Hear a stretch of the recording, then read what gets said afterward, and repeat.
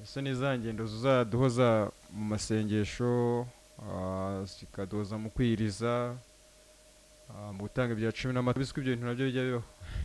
Hari ukuntu abantu bakora ubugenza n'Imana kugira ngo Imana ibarebe icyoroshye, hari ariko reka nkoresha iyo mvugo.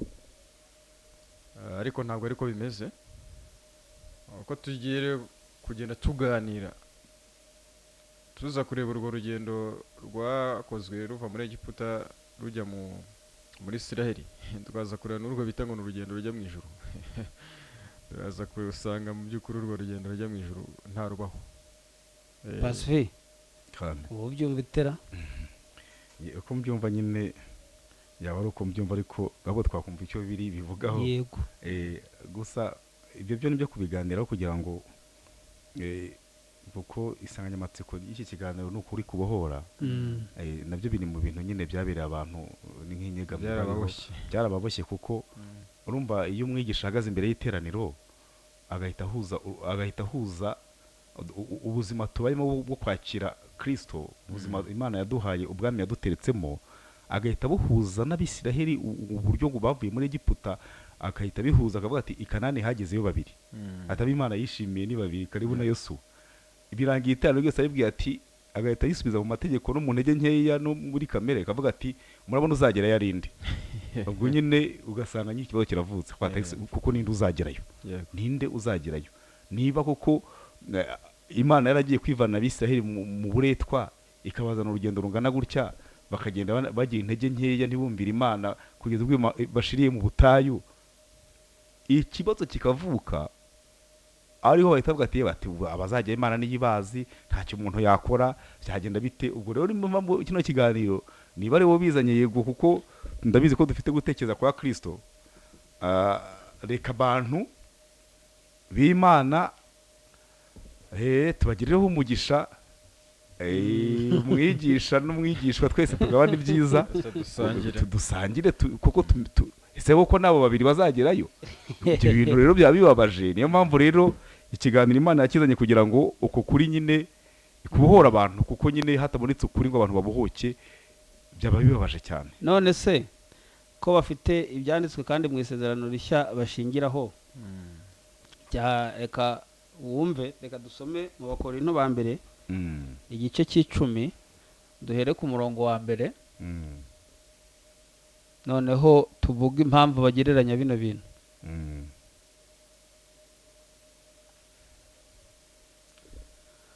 Haravuga ngo bene data, sinshaka ko mutamenya yuko basokuruza bose bari munsi ya cya gicu, kandi yuko bose baciye mu nyanja yigabanije. Bose babatirizwa muri icyo gicu no muri iyo nyanja gutegekwa na Mose, bagasangira bya byo kurya by'umwuka na bya byo kunywa by'umwuka, kuko banywaga ku gitare cy'umwuka cyabakurikiraga, kandi icyo gitare cyari Kristo. Ariko abenshi muri bo Imana ntiyabashimye, nicyo cyatumye barimbukira mu butayu. Ariko ibyo byabereyeho kugira ngo bitubere akabarore, ngo tutifuza ibibi nk'uko babyifuje. Nuko rero ntimugasenge ibishushanyo nk'uko bamwe muri bo babisengaga, nk'uko byanditswe ngo abantu bicajwe no kurya no kunywa bagahagurutswa no gukina. Kandi ntimugasambane nk'uko bamwe muri bo basambanaga, bigatuma hapfa abantu inzovu 2 n'ibihumbi 3 ku munsi umwe. Kandi ntimukagerageze umwami wacu nk'uko bamwe bo muri bo bamugerageje bakicwa n'inzoka. Ntimukivovote nk'uko bamwe bo muri bo bivovose bakicwa n'umurimbuzi. Ibyo byabereyeho kutubera akabarore, kandi byandikiwe kuduhugura twebwe abasohoyeho n'imperuka y'ibihe.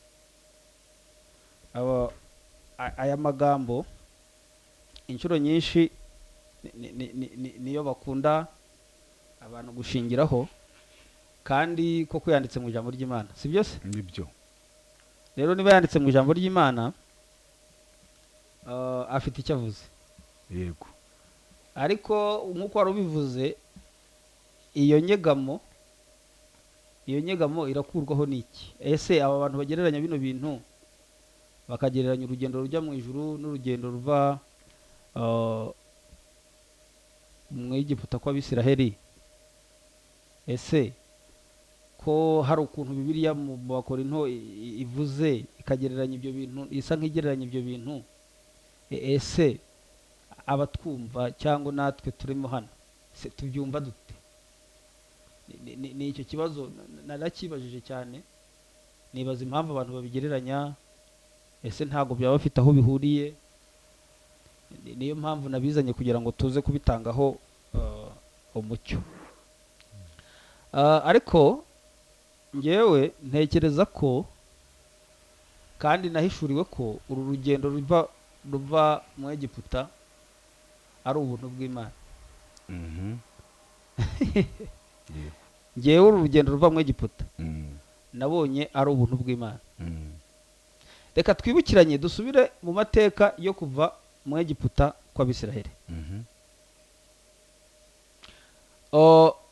Naho byavuye kugira ngo bajyeyo. Hanyuma tuze kureba ku nyanja na Farawo batuze. Nituva ku nyanja tugende mu rugendo bagenze, turebe ko hatarimo abantu b'ubuntu n'abantu banze ubuntu muri urwo rugendo.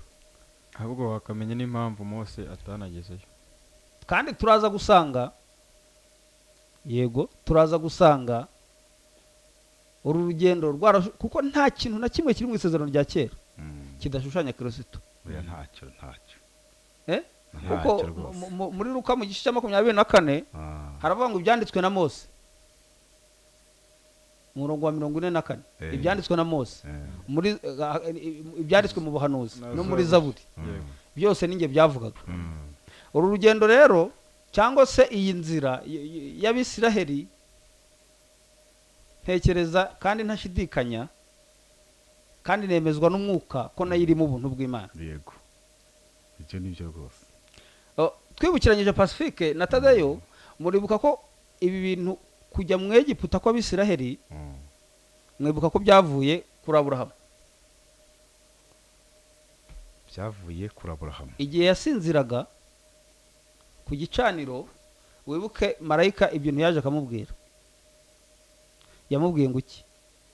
Yaramubwiye ngo urubyaro rwawe ruzajya mu Egiputa. Abimubwira kera atari yabyara. Urubyaro rwawe ruzajya mu Egiputa. Nibuka ijambo riri muri Matayo rivuga ngo nzakura umwana wanjye w'imfura mu Egiputa. Rivuga ngo nzakura umwana wanjye w'imfura mu Egiputa. Iryo jambo bakarivuga Yesu yavutse arimo gukura akiri umwana mutoya. Ngo nabwiye igihe Mariya na Yosefu bajyanaga Yesu mu Egiputa, Herode amushaka kumwica, ahubwo buhanuzi bwasohoye Herode amaze gupfa. Agarutse nibwo bavuze ngo nzakura imfura yanjye mu Egiputa. Ubushize twabikomojeho dukomoza ku busambanyi abantu bakora, ngira ngo urabyibuka. Urumva rero byari byo byose ijambo ryose ryo mu isezerano rya kera risobanura Kristo. Ntabwo beshya. Bivuga ko rero nta kigore kizabura ikigabo cyacu. Kuvuga ngo amasezerano yombi afite. Urumva ko rero uru rugendo byanga byakunda rusobanuye Kristo, nubwo abantu babivuga ukundi bakabigoreka uko bashaka. Yego. Ariko bisobanura Kristo. Yego. Urumva rero bisobanura Kristo. Ibi bintu biba bikaze. Bisobanura Kristo. Hari akantu wari uvuze nako njya tukavugeho neza, kuko Bibiliya nyine iri kugaragaza ko Aburahamu ni akantu wari uvuze ko uburyo nyine icyajyanye urubyaro rwa Aburahamu nyine muri Egiputa. Kuko bumva tugomba kubonamo Kristo. Tutabonye Kristo rwose, tutabonye Kristo. Ariko si igice cya 15 hasomye niba hageze. Igice cya 15 mukandebe umurongo kandi mu gwakangahera. Kuko Aburahamu n'ubu ari cyagiye yasabaga.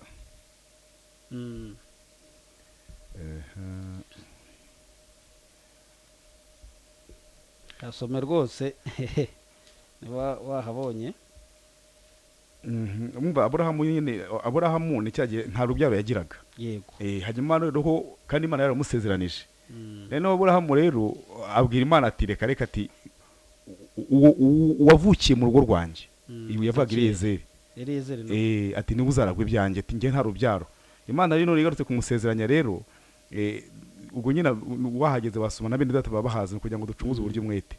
Iyo tuvuze igice tutuye ngo bene data baze bakurikire baza gusoma.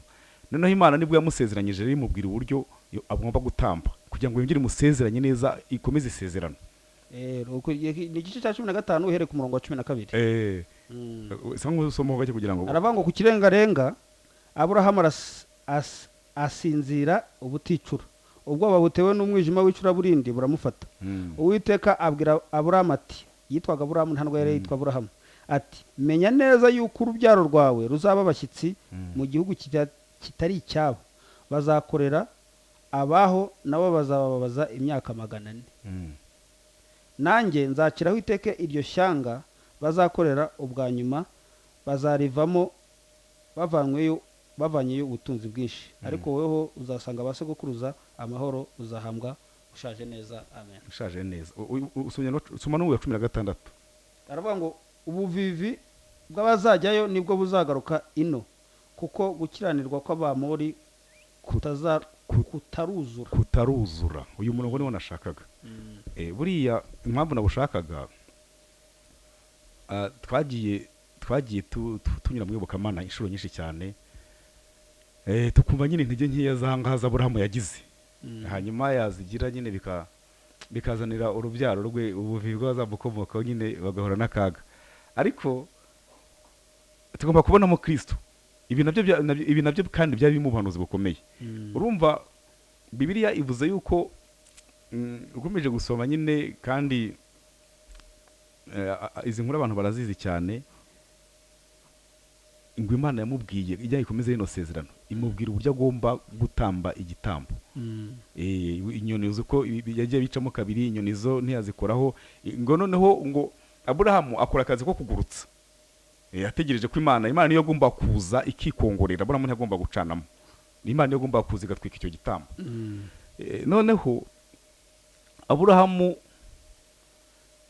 ngo igihe kiragera arananirwa arasinzira, ariko ngo hagati aho ngo inyamaswa inkongoro, urabizi inkongoro nyine ahantu babagiye, mbese zarabyiganaga zishaka kuza, ariko Aburahamu akagenda azigurutsa. Ngo igihe kigeze hano arananirwa rero yafatwa n'ibitotsi arasinzira. Bibiliya ihita ku kirengarenga.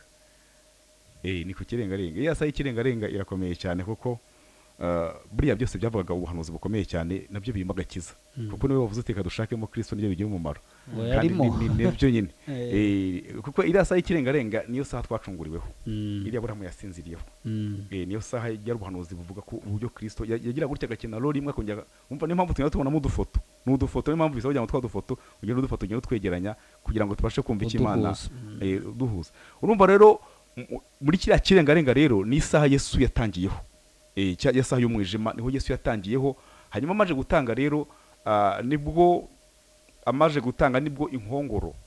inkongoro zaje, bya binyamaswa byose by'ibiguruka biraza, bimwe bitari bifite ububasha, bimwe nyine byashaka kujya ku gitambo ntibikunde, nibwo byaje noneho bijya ku gitambo, noneho birarya bibona ubuzima birahembuka. Ngo niho Yesu amaje kuba igitambo, inkongoro zavugaga abanyabyaha twese, nibwo twahuriye ku gitambo tubona ubuzima tugira igitambo.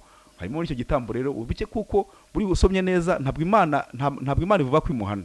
Ahubwo uyu impamvu ngo nawusomye iravuga ngo impamvu ubwo rubyaro rwe rugiye nuko ibyaha by'abamori bitaruzura. Niyo mpamvu gusa nta yindi. Naho ahubwo ntabwo Imana imuhanye ngo kubera ko wasinziriye, ahubwo nusoma urasanga imuhaye amasezerano. Yego, ntabwo Imana yamuhaniye. Niyo mpamvu nanjye navuze, urasanga imuhaye amasezerano. Niyo mpamvu nanjye navuze ngo nzakura umwana wanjye mu Egiputa. Yego. Urumva ni isezerano. Burya ejo nasomye ijambo rivuga ngo urubingo ruvunitse sinzaruvuna, sanga urwo rubingo ruvunitse n'Egiputa. Yesu igihe yavugaga ngo n'urubingo mu buhanuzi bavuga ngo n'urubingo rusadutse ntazaruvuna. Ejo ndimo gusoma nsanga urubingo rusadutse yavugaga n'Egiputa. Yego, ni Egiputa, nabwo ngo ntazaruvuna. Numva nanezerewe cyane. Kubera iki?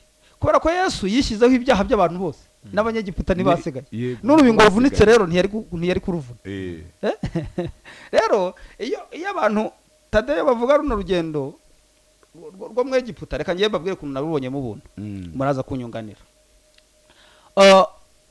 Ukurikije amasezerano Aburahamu yahawe yego no kubyara kwe kw'abahungu babiri, Ishimayeli akamubyara kuri Hagayi, akabyara Isaka kuri Sara, abo bahungu bagahinduka nk'amasezerano abiri nk'uko Pawulo yandikiye Abagalatiya bivuga mu gice cya 4, bakamera nk'amasezerano abiri, rimwe rikava ku musozi wa Sinayi rikabyarira abantu bubata, irindi rikava akaba ariyo mama wa twese ariyo Yerusalemu wo mu ijuru. Abana be cyangwa se ubwoko bwe kubw'umubiri bukajya mu Egiputa bugakoreraho imyaka 400 nk'uko yari mu buhanuzi Aburahamu yari yabihanuriwe, kandi koko ibyaha by'Abamori byari bitari byagwira. Urumva Abamori iyo babavuze wagira ngo n'abandi byari bitari byagwira, kandi aho ibyaha byagwiriye niho ubuntu aho ibyaha byagwiriye niho ubuntu bwarushijeho gusaga. Ibyo byose ni ubuhanuzi nyine, urumva kuba ari ubuhanuzi. Urumva rero ngeze nihuse nkagera ku gihe Abisiraheli batangiye kuvanirwa mu Egiputa ku cyago cya 10 Mose yabateje. Mwibuka ko icyabavanye mu Egiputa cyangwa se ikimenyetso cyerekanaga kuzava mu Egiputa ku bwoko bw'Imana, yego ari ukuvanwayo n'amaraso n'urupfu rw'intama. Aya maraso y'intama bakayasiga ku nkomanizo, bakagenda bakavayo, Farawo akabakurikira. Hano muri ubu buhanuzi twasomye mu gice cya 15 yavuze ngo ubwo bwoko buzaba bwarabafashe bugwate, ngo nzabuciraho iteka. Imana ishimwe cyane ko yaciriyeho Satani iteka. Ubwoko bwari bwadufashe yabuciriyeho iteka. Urumva niyo mpamvu Bibiliya iyo Pawulo nk'umwanditsi w'Abaheburayo yavuga mu gice cya 2 abagenda avuga ngo twebwe cyangwa se cya 6 ngo tuzarokoka dute ngo nitwirengagiza agakiza gakomeye gatyo. Nta kindi Imana irimo kwivugira, bivugira iby'agakiza gusa. Ubuke ko iyo Imana yacu tuba tuvuga, murabizi ko nubwo atari cya kiganiro ko murabizi ko Imana yacu ni Yesu nyine. Iyo yigaragaza mu isezerano rya kera yigaragaza nk'Imana irimo gutanga amasezerano, Imana isezeranye. Hanyuma mu isezerano rishya ikagaragara noneho irimo gusuhuza y'amasezerano yasezeranije. Hanyuma noneho ikongera ikagaruka noneho ije kudutuza muri bwa buzima aribwo noneho iza yabaye umwuka, ari handa bwa bwisho bati sinzabasigaho noneho nzagaruka, noneho nture muri mwebwe mbane namwe.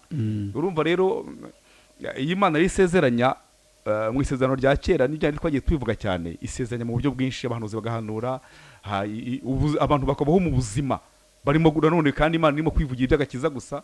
Abantu bakavuka, Isiraheli kabaho gutyo, Aburahamu akavuka, reba ubuzima bwa Aburahamu akabagiye kubaho gusa kugira Imana ibwiriza iby'agakiza ikoresheje ubuzima bwa Aburahamu, ibwiriza iby'agakiza gusa ikoresheje ubuzima bwa Aburahamu. Naho rero turimo kubona urwo rubyaro rwe narwo, ubuzima bw'urwo rubyaro rwe narwo rukaba mu buzima Imana irimo kuvuga iby'agakiza gusa. Impamvu ubonamo ayo mafoto akomeye, ukabona nyine bamaze igihe kinini, iyo myaka 400 bari mu buretwa, igihe cyo kujya kubakura mu buretwa ukabona Imana ihagurukije Mose, ariko nayo Imana ikabanza kujya kumutraininga nawe, ngo kumva ngo ngabanje kumara imyaka 40 kwa Yetiro ngo yaragiye kuragira. Urumva ari muri ubwo buzima, iyo myaka yashira Imana ikaza kumutuma, yajya kumutuma ikamubwira ariko n'uwo nkutumye wibuke ko ijya kumutuma ngo yamweretse igihuru cyaka, igihuru ngo akibonye ngo agenda gisatiriye, Imana itave wihegera ngo yagiye kuri iryo shyano riguye kubona igihuru ngo cyaka n'igikongoke. Imana ikaba yaramubwira iti ahubwo kwetura inkweto zawe kuko aho ugeze arahera. Ibyo bintu biba bikomeye cyane kuko twagiye tubwirwa ko kwetura inkweto ari kwihana ibyaha, tugakwetura ariko bikanga gushira, tukihana bikanga gushira. Bati Mose yarakwetuye, twarakwetuye imyaka myinshi cyane biranga, urabizi twarakwegera mukazambara. Ariko Imana irakomeye cyane, iyo Imana yasezeranyaga, iyo Imana ivuga, kuko Mose yaragiye nk'umucunguzi ugiye gukura ubwoko bw'Imana mu buretwa, ariko nyamara Mose nta bushobozi yari afite bwo kujya gucungura ubwoko bw'Imana. Niyo mpamvu ukurikije amategeko y'Imana ivuga umucunguzi, iyo umucunguzi yagiye gucungura ariko adafite, ari bo wemereye gucungura, ariko kandi bakaba adafite ubushobozi, wakabona ko nta bushobozi yagira, ni hahandi ngo yakweturaga inkweto, agakwetura inkweto ngo akaba ari ikimenyetso kigaragaza yuko nta bushobozi afite bwo kuba yagira gute yacungura ibyo bintu bimeye gucungura. Nibyo rero Imana irimo kubwira Mose, imubwira nubwo ari bugiye gucungura ubwoko bwayo muri Egiputa, ariko nta bushobozi afite. Niyo mpamvu yamubwiye ngo nabanze akweture, akora ikintu kigaragaza ko nta bushobozi afite. Imana niyo igiye kwizanira ubwoko bwayo. Niyo mpamvu ubona yigaragaza ikavuga iti bajyaga imbere ngo ari igicu, ubundi ikabajya imbere ari inkingi y'umuriro, ariko ari irimo kwikorera umurimo. Ubwo rero niyo mpamvu nyine ubivuze ubwo rugendo ukarukoraho ni Kristo gusa, ni Kristo nta wundi ugenda agaragaramo kugira ngo baveyo. Urabona ibyago icyambere cya kabiri byaranze, Farawo aranga neza, aranga kugira ku cyago cya 9 aranga. Imana igiye noneho ibwira Mose iti rero nshigaje icyago cya nyuma, ndagifite rwose, mfite intwaro n'ibiki, mfite intwaro n'ibi, iyo ngiyo yo rwose nta mishyikirano muzagirana, ahubwo we bazabagomera kugira ngo mubavire mu gihugu. Yajya kwimusobanura akavuga ati iyo ntwaro nta yindi rero n'amaraso y'umwana w'intama. Yakavuga ati genda uteranye Abisiraheli bajye mu mikumbi yabo, barobanura umwana w'intama utaramara umwaka, umwana udafite inenge, bamuzane bamuturanye ku munsi wa 10, bamurindiriza umunsi wa 14. Urumva ubwo ihise imubwira Pasika, yego kwa gucungura nyine kugira ngo ayo maraso aboneke yo kubakura muri Egiputa. Iyo Pasika nayo wajya kubona twebwe twazi iwacu mu isezerano cyangwa byose twebwe byabwiraga tukabona ubuzima bwabyo neza. Niyo mpamvu ruriya rugendo uruvuza ugashaka kuruhuza n'agakiza twahawe, watuma abantu batumva ubuntu bw'Imana. Niyo mpamvu bavuze ngo huzuyemo ubuntu bw'Imana gusa. Huzuyemo ubuntu bw'Imana kuko urumva igihe bavanyweyo n'amaraso bakagera Farawo akabakurikira, bakagera ninde ni Jeff ukunda kuvuga ngo wihagararire ureba agakiza Uwiteka ari bukuzanire. Bakijijwe n'iki? No kwihagararira kugira ngo barebe uko Uwiteka ari bubazanira agakiza. Bageze hakurya, ngewe njya ntekereza bageze hakurya noneho bamaze kwambuka Yorodani, bageze mu nzira y'ubutayu. Reka nsome mu kuva mu gice cya 13, wumve aho ubuntu bw'Imana runo rugendo rwatangiriye ubuntu bw'Imana.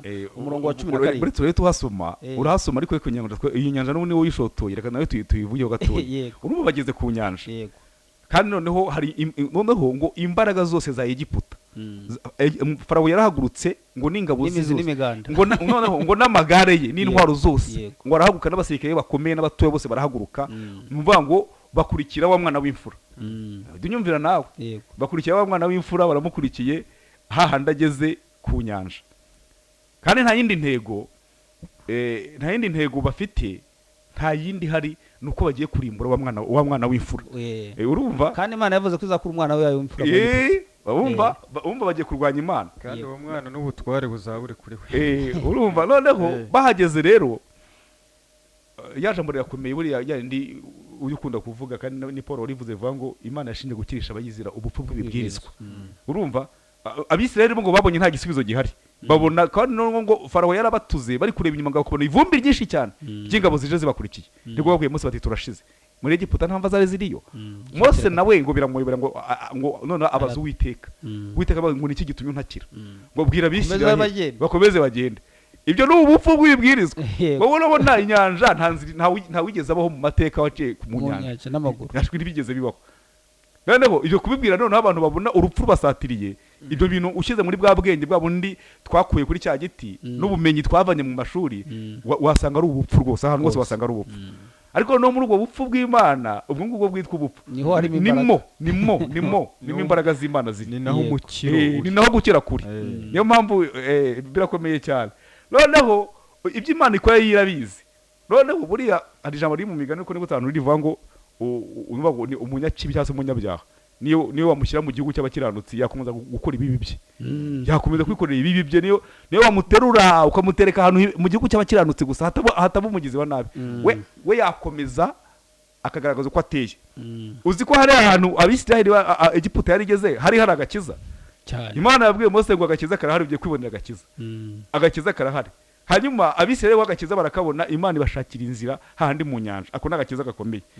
Ariko noneho ureba ubuntu bw'Imana ubwo wavugaga, Imana irongera irakebuka na Egiputa, nabo Abanyegiputa nabo rwose bacira amarenga ngo bajyane ubwo babibona bavuga ariko rero mwareka tukareka Isiraheli ko mubizi ko Uwiteka bakunda, twebwe mwareka tukareka kubakurikira.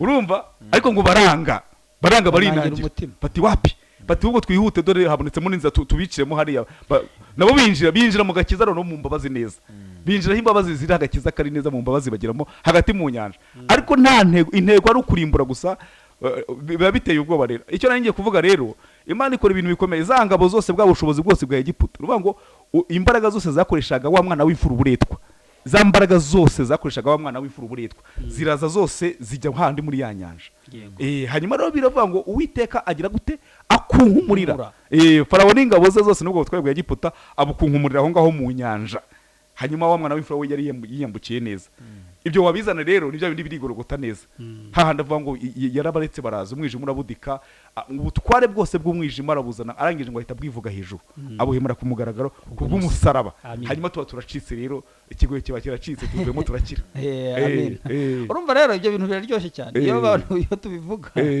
urabivuga kumva biraryoshye cyane biraryoshye kuko noneho bamaze kwambuka rero bageze hakurya Mose araririmba Mose na Miriyamu ariko Abisiraheli niho indirimbo ya Mose niho yahimbiwe ntabwo yigeze yirepeta ahubwo umwuka yahise ayizana ako kanya byayindi abarokore bavuga ngo tuzayiririmba mu ijuru yararirimbwe kandi n'iyo umwana w'intama nawe yararirimbwe ubu ni nayo turimo kuririmba iyo tuvuga intsinzi ya Kristo tuba turimo kuririmba indirimbo y'umwana w'intama urumva rero noneho ahantu naboneye ubuntu rero muri ruriya rugendo kandi bukomeye cyane ni mu kubeshwaho uriya abantu Pacifique bavuga ubuntu bakavuga umusaraba ariko bagera mu kubeshwaho bakibeshaho bigahita bijitifiya ko bakamera neza nk'Abisiraheli babonye bambuka inyanja urumva bakabona ukuntu Imana iciriyeho Abisiraheli bambe abanyegiputa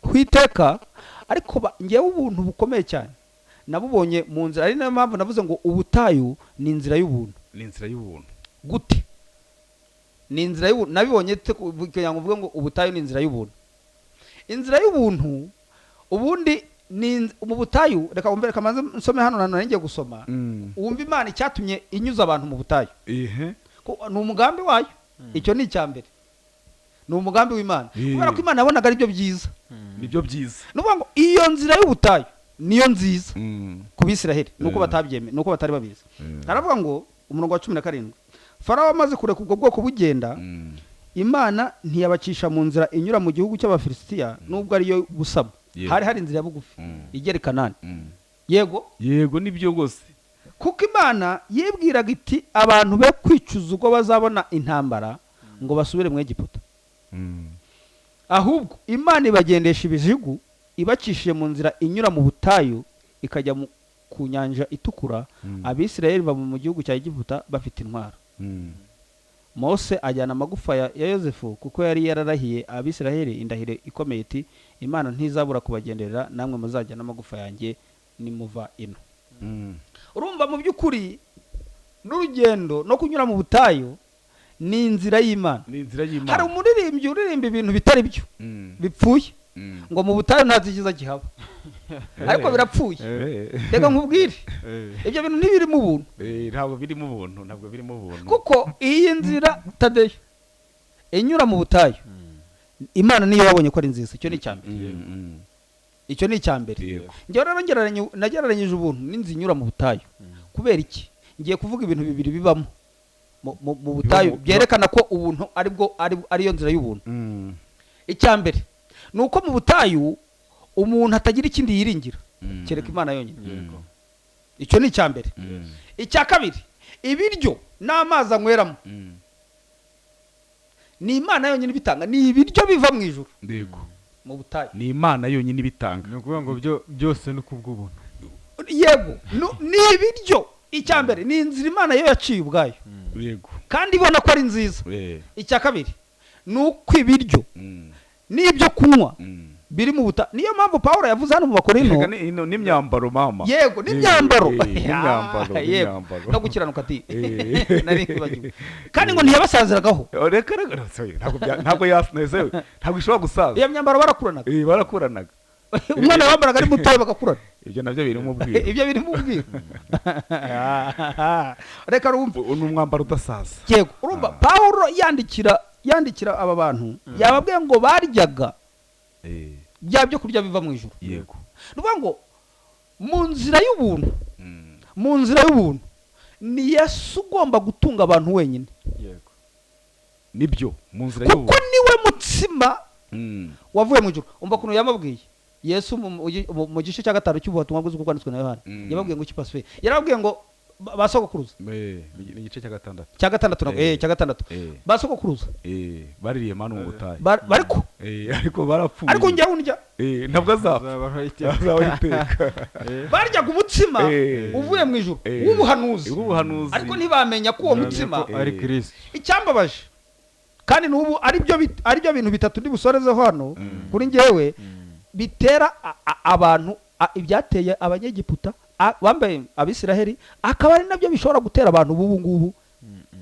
Kandi niyo mpamvu yavuze ngo nakabarore yego batubireho kutubera akabarori. Yego niyo mpamvu yavuze ngo batubera bagenda batumvira. Yego kuko reka nkubwire ibyo bintu bitatu narabyitegereje. Umwegiputa sanga n'ubuntu, iyo nzira yo mu butayu sanga n'ubuntu, ahubwo mu butayu niho haba ibyiza gusa. Kubera iki? Icyambere umuntu abeshwaho mu butayu abeshwaho arya abeshwaho arya ibiryo bivuye mu ijuru honyine, kandi ngo ibyo biryo biba birimo vitamini yose. Ariko igitangaje Pacifique, nta ndwara. Uribuka ko ibyabayeho ngo bifuje inyama, barifuje bifuza ibintu bitari byo kwifuzwa. Yego. Uzi ko bifuje amadegede. Yego, ngo n'inyama ngo n'ibitunguru hanyuma ubuntu bw'Imana umutsima uva mu ijuru, umutsima uva mu ijuru barawanga ngo urabarambiye. Si igitangaza tade, si igitangaza birumvikana. Uri muri kamere nyine. Uzi ko kugeza n'uyu munsi tuvuga ubuntu bw'Imana, tuvuga Kristo, abantu bagafunga amatwi. Ni ukuvuga ngo uri muri kamere, igihe cyose nyine Imana izazana ibyayo we ntuzigera ubyishimira. Ni ukuvuga ngo kamere nyihura ishaka ibyayo. So rero ni ukuvuga ngo wibaze ku bantu ntibigeze batekereza igihe bamaze mu ubwo butayu, arareba imbere ntacyo kurya gihari, ntacyo kunywa gihari, ariko babayeho. Ariko batangira gusubira hehe muri kamere. Niyo ngo batangiye gusambana. Mirongo yakurikiyeho ngo batangiye gukurikira iki? Ubusambanyi. Batangiye kuvanga. Nuvuga ngo batangiye naguciye mu ijambo, ntago ariho bacuriye ikimasa. Yego. So bacuriye ikimasa ngo bagicuze mu maherena n'impeta zabo. Yego. None se ubwo busambanyi se bavuga n'ubuye? Nuvuga ngo ubwo busambanyi ni ukuvanga, ni ugufata iby'Imana ukongeraho ibyawe. Deja gufata imirimo y'Imana wowe ukajya kongeraho imirimo yawe. Yego. Urumva mu by'ukuri Pacifique, aba bantu ikintu cyambabaje kandi kinambabaza ni uko abantu bavuga Yesu, sibyo se? Yego. Bakavuga ukuntu yapfuye, sibyo? Yego. Abatwumva bateranira ku isabato, uyu munsi turi ku isabato. Yego, bagira isabato nziza, umunsi w'umunezero. Kandi uwo munsi uzi ko Dawidi awuvuga muri Zaburi y'118:24 yavuze ngo uyu ni wo munsi Imana yaturemeye kugira ngo tuwishimiremo tunezererwemo. Niwo munsi w'umunezero. Urumva uwo munsi w'umunezero wavugaga akaba ari umunsi wa Gorogota. Hanyuma buri munsi rero Imana ituremeye undi munsi nk'uyu nguyu, nta kindi biduhaye no kugira ngo tuvuke wa munsi w'umunezero. Tuvuge ibya wa munsi w'umunezero wabonetse rimwe byiteka. Urumva barateranye, Imana ibaho amahoro n'imigisha. Ariko barimo kuvuga ibya Yesu, wapfuye, ariko kubeshwaho nawe hari icyo bagomba gukora. Buriya niho nasanze ibintu bikomereye. Umukiranutsi wanjye azabeshwaho no kwizera. Naje gusanga icyo kintu ari ikintu gikomeye cyane, ibintu byo kubeshwaho. Ibi bintu buriya niyo mpamvu maze iminsi ni kwiga bya jambo ry'ubupfu bw'ububwirizwa. Uzi ko ibintu nta yindi nzira iriho, nta niyabayo nta nizabaho. Imana yashimye gukirisha abayizera ubupfu bw'ibibwirizwa. Ibintu byoroshye cyane. Uzi ko natangaye cyagiye ngo kuri cyagiye wa mucamanza ko Gidiyoni, igihe abamidiyani bari barigaruriye nyine Abisiraheli nyine bari mu gihe cy'uburetwa nyine, urabyumva nanone nyine, kuko iyo bimuraga Imana byabaga birangiye ngo umucamanza yarapfaga bagahita bisubira mu mirimo yabo bakajya mu buretwa, noneho banze bakabagiraho ububasha. uzi ko Imana ihagurutsa Gideyoni handi yamusanze ngo nawe nyine ngo arimo gusekura ingano nabwo yihishe ngo ari ahantu mu muvure, Imana amwe ngo wamunyembaraga we ufite n'ubutware. Gideyoni ati ndarengana, ati gute se, ati ubwo twumvaga abasokuruza batubwira uburyo Imana yabanye nawo ngo ikabavana muri Egiputa ngo ibavanishije amaboko akomeye ngo ibambutse inyanja ngo twumvishe ibitangaza yakoze, ngo iyo Mana yagiye hehe tukaba dupfuye dutya. Uzi yuko Imana amwe ngo haguruka none we ngiye gukirisha. Gideyoni ngo yatanze itangazo ngo Abisiraheli baraza, ingabo ziraza nyinshi cyane ngo zinezerewe kuko bari bazi uko Imana ivuga, bati umucunguzi yabonetse nyamuneka. Ngo uzi ko haje abasirikare 32,000. Ariko noneho ibyo bintu bitangaza Imana batekara adise kuko bashobora kuzibeshya bakagira ngo nibo ntibamenye bwa buntu bwanjye, ntibamenye uburyo njyewe ntibamenye uburyo ndwana nkirisha abantu. Uzi ko Imana ngo yabarebye ngikabwira Gideyoni iti nta bantu ufite manuka mu mazi. Yabwite babwo babwira abafite ubwoba nabumva batari tayari bisubirireyo. Uzi ko hagiye ibihumbi 22. Hahise hagenda ibihumbi 22 mu bihumbi 32. Hahise hava ibihumbi 22 hasigara ibihumbi 10. Imana iti nabyo ntihagije, iti nabyo rekare mwazibeshya ngajya bona amaboko yanyu yabikoze. Nabwite noneho bamanukane nabo nge kubagerageza. Ngwira barabanza bakora urugendo nko kuvana kujya kukamunyi, barabanza bararuha bye, barangije kukamunyi no hari harakageze ngo babwire banywa amazi, baca bugufi n'umunaniro, abanywa nk'imbwa baje bata ngo habamo bakeya bagera nko muri 300 ngo bakajya bayora amazi banywera ku rushyi. Imana ngo ibwira Gideyoni ngo abantu bose baje base nk'imbwa, banyoye nk'imbwa, ngo nabo babwire bigendere. Ngo ahita havamo abantu 700 hasigara 300. Abo 300 nabo bari bafite intwaro. Imana itereka reka ibyo nabyo sibyo. Imana itajya bwa Gideyoni no kuri bigiye kugenda nabwite no bya bindi by'ubupfu. Fata ibibindi. Ibibindi ibyo bintu zase ubupfu. Ibibindi byonyine, ibibindi wenda se ibibindi ushyiramo n'imuri ifumba n'ibyatsi yabezingazinze bakabicana bikamera nk'ibiyeho mu muriro akabishyira muri icyo kibindi. Iyo niyo ntwaro gusa. Hanyuma ngo Gideyoni niyo ntwaro yarwanishije agera imbere y'ingabo zikomeye zifite intwaro, ingabo z'Abamidiyani bafite intwaro, nta mikino bagiraga bo baricaga nyine urumva kuntu baba bameze. Ariko kuko aho ngaho mu bupfu bw'ububwirizwa, aho ngaho mu kwemera icyo Imana ivuze ukabeshwaho nacyo, naho ngaho barimo kuvuga kwemera icyo Imana ivuze ukabeshwaho nacyo, havuyemo imbaraga z'igitangaza. Ibyo bibindi byakoze umurimo. Urumva iki kintu cyo mu Egiputa mu butayu nagisomye ejo, ndimo nganira n'undi muvandimwe Moyize, turimo tugisoma tunaganira, twumva biratwubatse cyane. Kubera iki? Mu butayu ni ahantu, niyo nzira y'ubuntu. Bundi nahise mbona ko ari yo nzira y'ubuntu. Kubera iki? Abantu babyumve neza kwisobanura. Ubundi butayu nyine ni hahandi tubaho nta kintu twishingikije uretse ubuntu bw'Imana, ari nabwo turimo. Yego kandi aho birumvikana cyane rwose. Ni ukuri ubuntu bw'Imana mu butayu, inzira y'ubuntu Imana yasimye ko Abisirayeli banyuramo, kandi ikabona ko ngo ariyo nziza. Ikavuga iti banyuze mu gihugu cy'Abafitiya nubwo hitwa ariho hafi bazasubira mu Egiputa, ikavuga ati kabanyura aha ngaha niho heza. Aho niho yaduhitiyemo, iteguramo n'ibyiza bizatubeshaho. Yego. Aho rero narahakunze cyane. Mpakundiye iki? Mpakundiye ko umuntu ibyo kurya bihaba. Ibyo kurya bihaba bitekerwa mu ijuru. Yego. Ikibazo nyine nibyo bibeshaho. Ibyo bifite n'amazi. Ni igitare kimuka. Ni igitare. Pawulo hano yavuze mu Bakorinto ngo banywaga ku gitare cyabagendaga imbere. Yego. Ndabivuga ngashaka kuvuga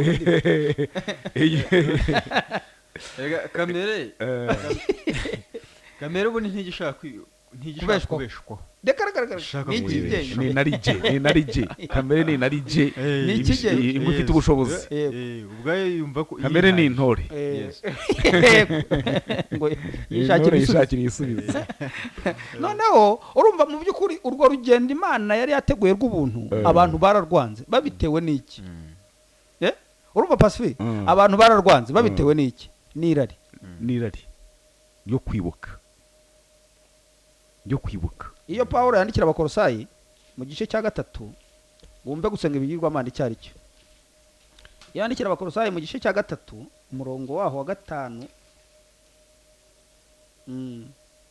Nuko noneho mwica ingeso zanyu z'ibyisi, gusambana no gukora ibiteye isoni no kurigira no kurarikira n'imyifurize yose ariyo gusenga ibigirwamana. ngo n'imyiki imyifurize yose niyo gusenga ibigirwamana nka yanjye n'imyifurize yose. kandi icyatumye abisiraheli basenga ibigirwamana ni imyifurize. ni imyifurize, kwifuza. kuko bifuje ngo baravuga bati ariko tuzahora turya indyo imwe ariyo manu, waduhaye n'inyama. si icya mbere, icyo ni icya mbere. waduhaye inyama harya bazibaha kore woza amateka byageze gute? umva Imana nyine Mose yagiye kubwira Imana ko bashaka inyama ngo manu bayihaze.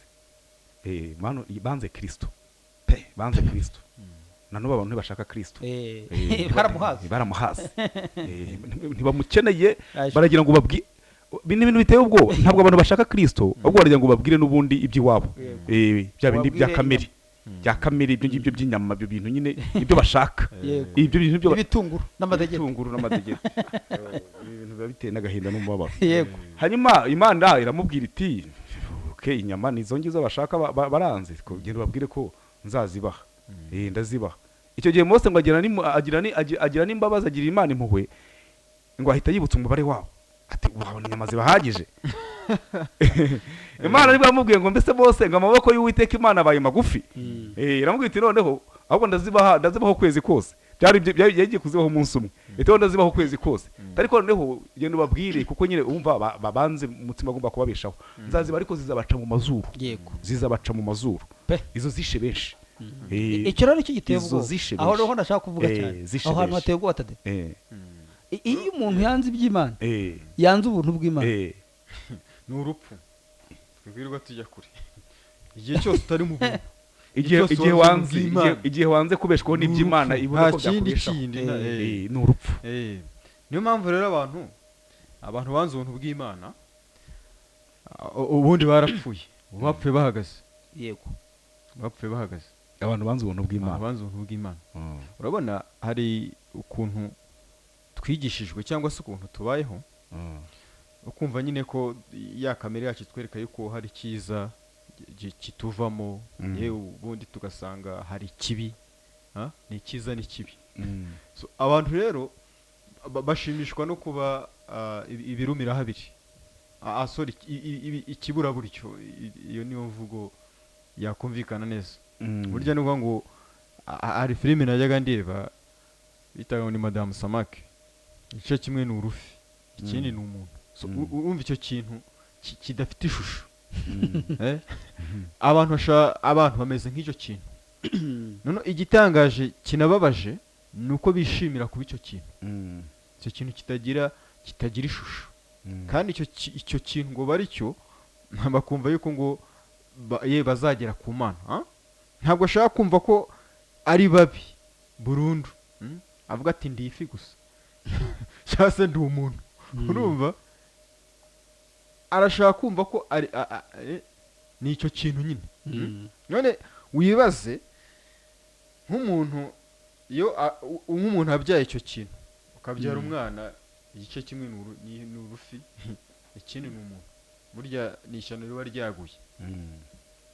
sinzi niba bakita umuntu cyangwa niba bakita ifi, sindamenya ibyo cy'icyo kintu bakita. none ikibabaje ni uko abantu bashaka kwitwa kuba icyo kintu. none niba umuntu yabyaye icyo kintu avuga ngo ishyano ryavutse, none uratekereza ko wowe uvuga ngo uri mubi cyangwa uri mwiza mu maso y'Imana, urumva uri igiki? urumva icyo kintu wowe uri igiki ubwo ngubwo aho ngaho? niba umuntu abyaye ifi cyangwa se umuntu icyo kiburaburyo, nawe ukaba uri ikiburaburyo mu maso y'Imana, urumva iyo nzira yawe kuganisha hehe? ni ikibazo. urumva ku murongo wa 6 hano mu Bakorino twasomye mu gice cya 10 umurongo wa 6 aravuga ngo ariko ibyo byababereyeho kugira ngo bibabere akabarore, ngo tutifuza ibibi nk'uko nabo babyifuje. buriya aka kantu naragatekereje, ubwoba buranyica. kubera iki? abantu ubu barimo barifuza ibibi nk'uko Abisiraheli byabagendekeye.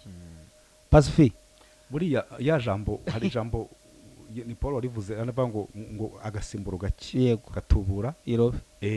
biba bikomeye yego uvuga ngo agasimburo kaba kari muri jewe kashobora gutubura irobe ryinshi yego abantu bose banteze amatwi kubera agasimburo kamvuyemo kabatuye ugasanga ndabatubuye kagasimburo gakeya niyo mpamvu rero Imana ijya idufasha kugira ngo twemere ubuntu bw'Imana yego kuko kubeshwaho kubera yuko kandi tumenye imvugo y'Imana, tumenye nuko Imana ivuga kubera ko nujya kure ugasanga aya materaniro tuba dufite kuduterana Bibiliya igenda ivuga yuko turi kumwe n'intumwa zaseseye, turi kumwe n'abantu baseseye, turi kumwe n'abantu baseseye. Yohana ababivuga, Petero akabivuga, Yohana akavuga ngo ariko n'ubundi ntibari abacu ngo bagenewe kera gucirwaho iteka. Ariko mu kigo tubana nabo mu materaniro, tubana nabo mu buzima ubwo twitwa ko tubamo bw'iyobokamana, tuba turi kumwe nabo. Uzi ko nujya gusoma izi nkuru twavugaga z'uburyo bifuje inyama abadukurikiye mu gitabo cyo kuva kubara igice cya 11 nuhera nko ku murongo wa 4 urasanga ngo kugira ngo bifuze ngo babitewe n'ikivunge cy'abanyegiputa cyari kiri kumwe nabo, yego ngo kirifuza gitajya kubabwira uburyo ati bacu turyana neza, twaryaga neza ibintu tuzabivamo koko, batangira ngo kubakumbuza. None ngo abiseye nabo batajya kwifuza bati none nduzaduha inyama twibwe, tuzakura hehe inyama? Bajya kubwira Mose ku buryo bakeneye inyama, ngo ariko karitera ngo babitewe n'abanyegiputa bahagurukanye. Abanyegiputa rero ubu barimo baravanga, barimo barabwira Abisiraheli ngo nibifuza inyama n'amatunguru n'ibitunguru, barimo baravanga, bari kubwira ubwoko bw'Imana, bari kubwira za nzira karengane. Yego urumva mu by'ukuri ibi bintu byarantangaje. Niba inzira y'ubuntu ni inzira yo kubeshwaho gusa, nicyo kintu cyanangaje Pacifique. Reka nkubwire ukuntu Yesu yakosoye ibi bintu byabereye mu butayu muri Matayo mu gice cya 4. Mu gice cya 4 Satani yazanye strategy yateza Abisiraheli kuri Yesu. Yajyanywe n'umwuka mu butayu kugeragezwa kugira ngo akosore, ndamushima Yesu, kugira ngo akosore amakosa yabayeho. Amakosa abaho nayaye nitwumvishe irya mbere ko ari ukwifuza. Satani yabwiye Yesu ashonje, amufatiranye ngo arashonje, aramubwira ngo amushyira mu byanditswe, ntabwo yazanye ibyanditswe. Yabanje kumubwira, reka tuasome turebe. Yabanje kumubwira, reka tuasome Matayo ibice 4. Yabanje kumubwira ati murongo reka wa mbere. Yesu maze Yesu ajyanwa n'umwuka mu butayu kugeragezwa n'umwanzi, amaze iminsi 40 n'amajoro 40 atarya, abona gusonza. Umushukanyi aramwegera aramubwira ati niba uri umwana w'Imana bwira aya mabuye ahinduke imitsima. Yego iri niryo, iki nicyo kintu Yesu yabanje gukosora ku bya bintu byabereye muri Egiputa. Niba hari ibintu hano bibiri birimo nabonyemo. Icya mbere kiba ku bantu bitwa barokore, kibabwira ngo iki, kirababwira cyangwa se twebwe abakijijwe kiratubwira ngo niduprove, nitwerekane koko turi abana b'Imana, tubyerekanishije kamere yacu.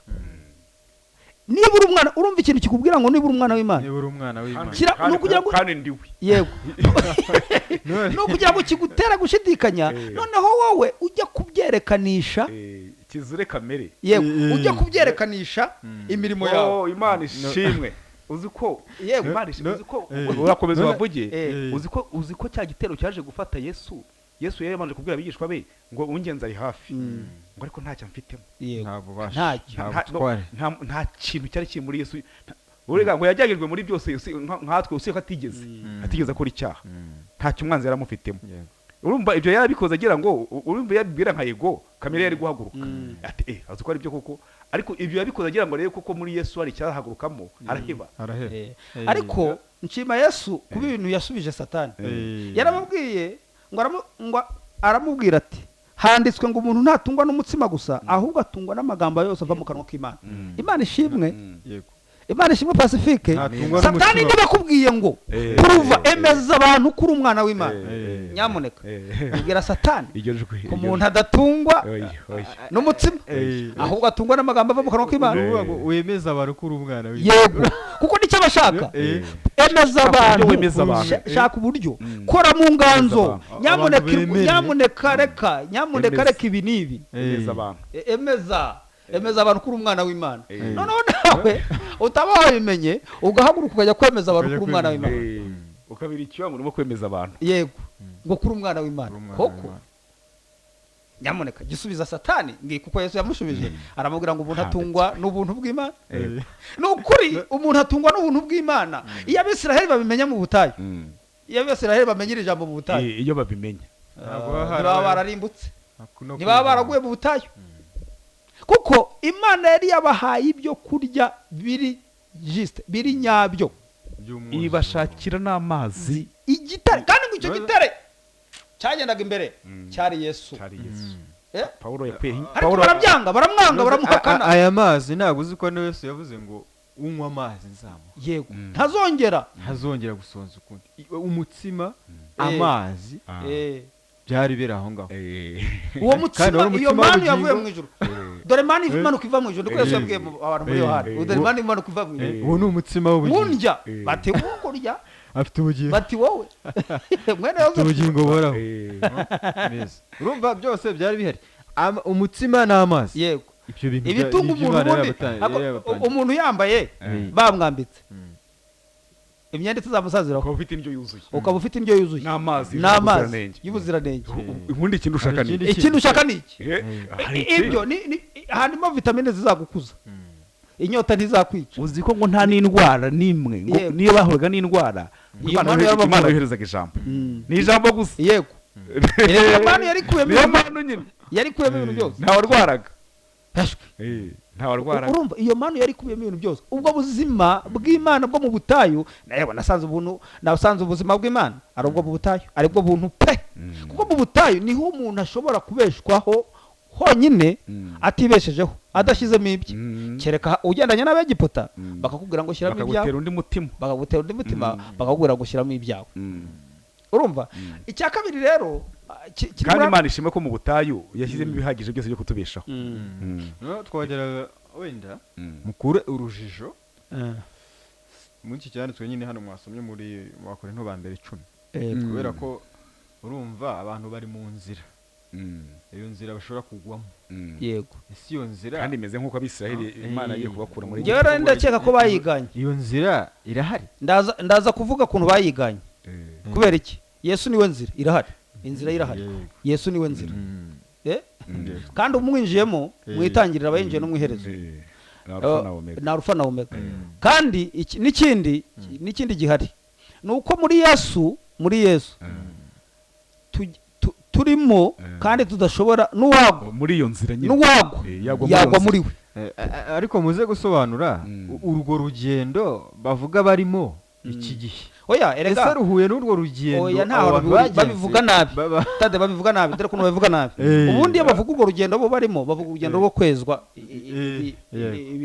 kwa buri munsi kwezwa kwa buri munsi noneho aha rero niho habera ubujiji iyo umuntu ageze mu kwezwa urumva akuramo ubuntu nicyo kibazo gihari mu kwezwa ukuramo ubuntu mu kwezwa kandi iyo ukoye ubuntu mu gakiza ako gakiza twita agakiza ka buri munsi biba bihindutse religiyo hari umupasiteri w'umukongomani witwa Kindomba niwe wavuze ati iyo ukuye grace ubuntu mu cyo bita agakiza biba bihindutse religiyo nanjye nza gusanga nibyo biba bihindutse iyobokamana urayiyoboka nyine nk'uko Abisiraheli bayiyobotse nyine ariko batabona mu ubuntu budahari burya ibyo bita agakiza bariyobokamana ubu ni ngo mwiyobokamana nta gakiza kabamo none se agakiza ko ari ubuntu agakiza ni ubuntu niba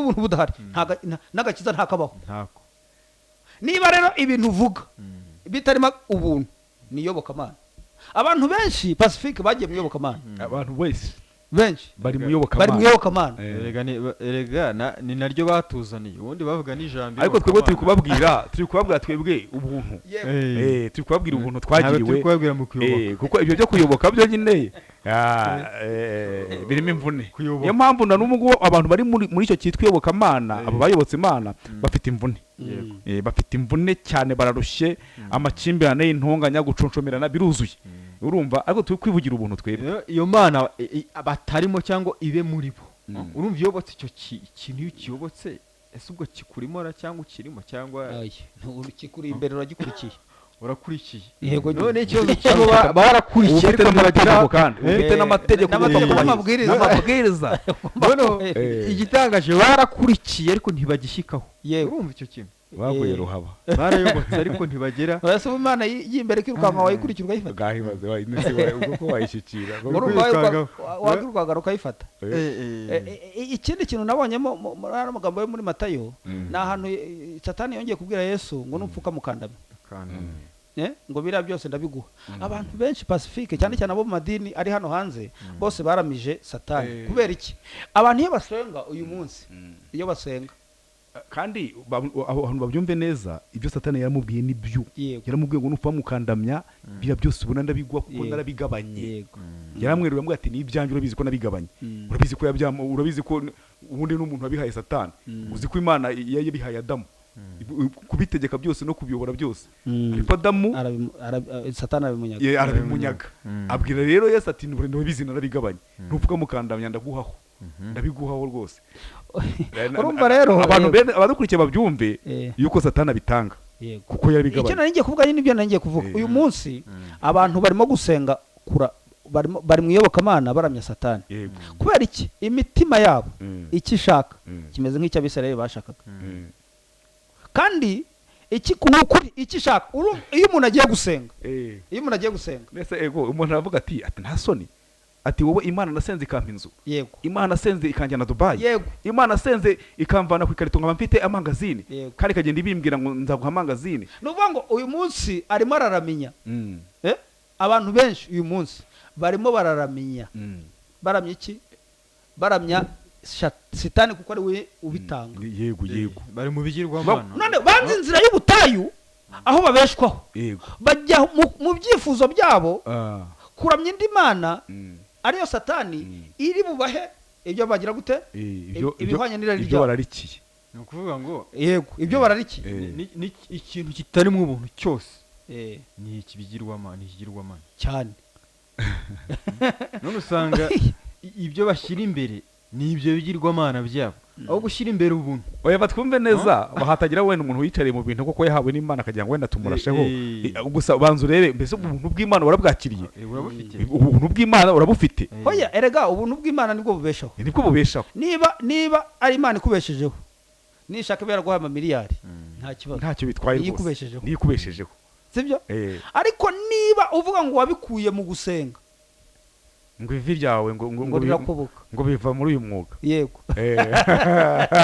aho Satani yarakwinyiganya ngo biva muri uyu mwuga hari nizo n'imodoka n'ibindi mbonera ngo biva muri uyu mwuga ngo biva mu gusenga Satani yarakwinyiganya kubisa ubuntu bw'Imana hasi ubuhinduye zero kuko mu butayu mu bushobozi n'ubushobozi bwawe bwabiguhaye yego kubera ko niba warasenze imyaka 2 ushinga ivi mu buvumo nayo hose harimo ukabona ibyo bintu bikuyemo ibyo bintu nta buntu bw'Imana burimo ni byavuye mu bushobozi bwawe kuko idasenga ntibiba byaraje urumva rero Yesu yagiye akosora ibyabereyeho mu butayu abikosoje kujya nawe mu butayu kugira ngo yerekane icyo Abisirayeli bagoma cyangwa icyo twebwe tugomba gusubiza Satani twebwe uyu munsi abasohoye n'imperuka y'ibihe icyo tugomba kumusubiza ni iki Yesu yamusubije handitswe ngo umuntu ntatungwa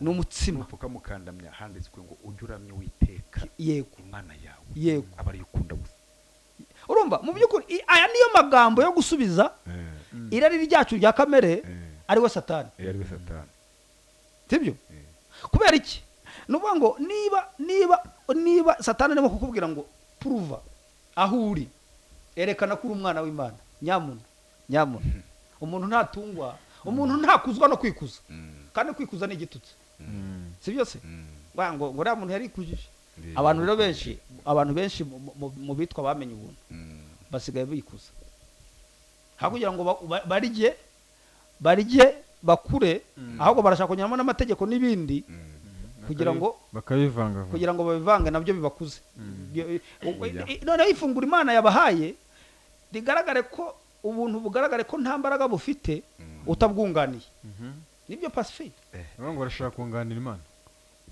oya ubuntu abantu babufashe nk'ikintu cyoroshye ku buryo nta mbaraga bufite zo gukiza umuntu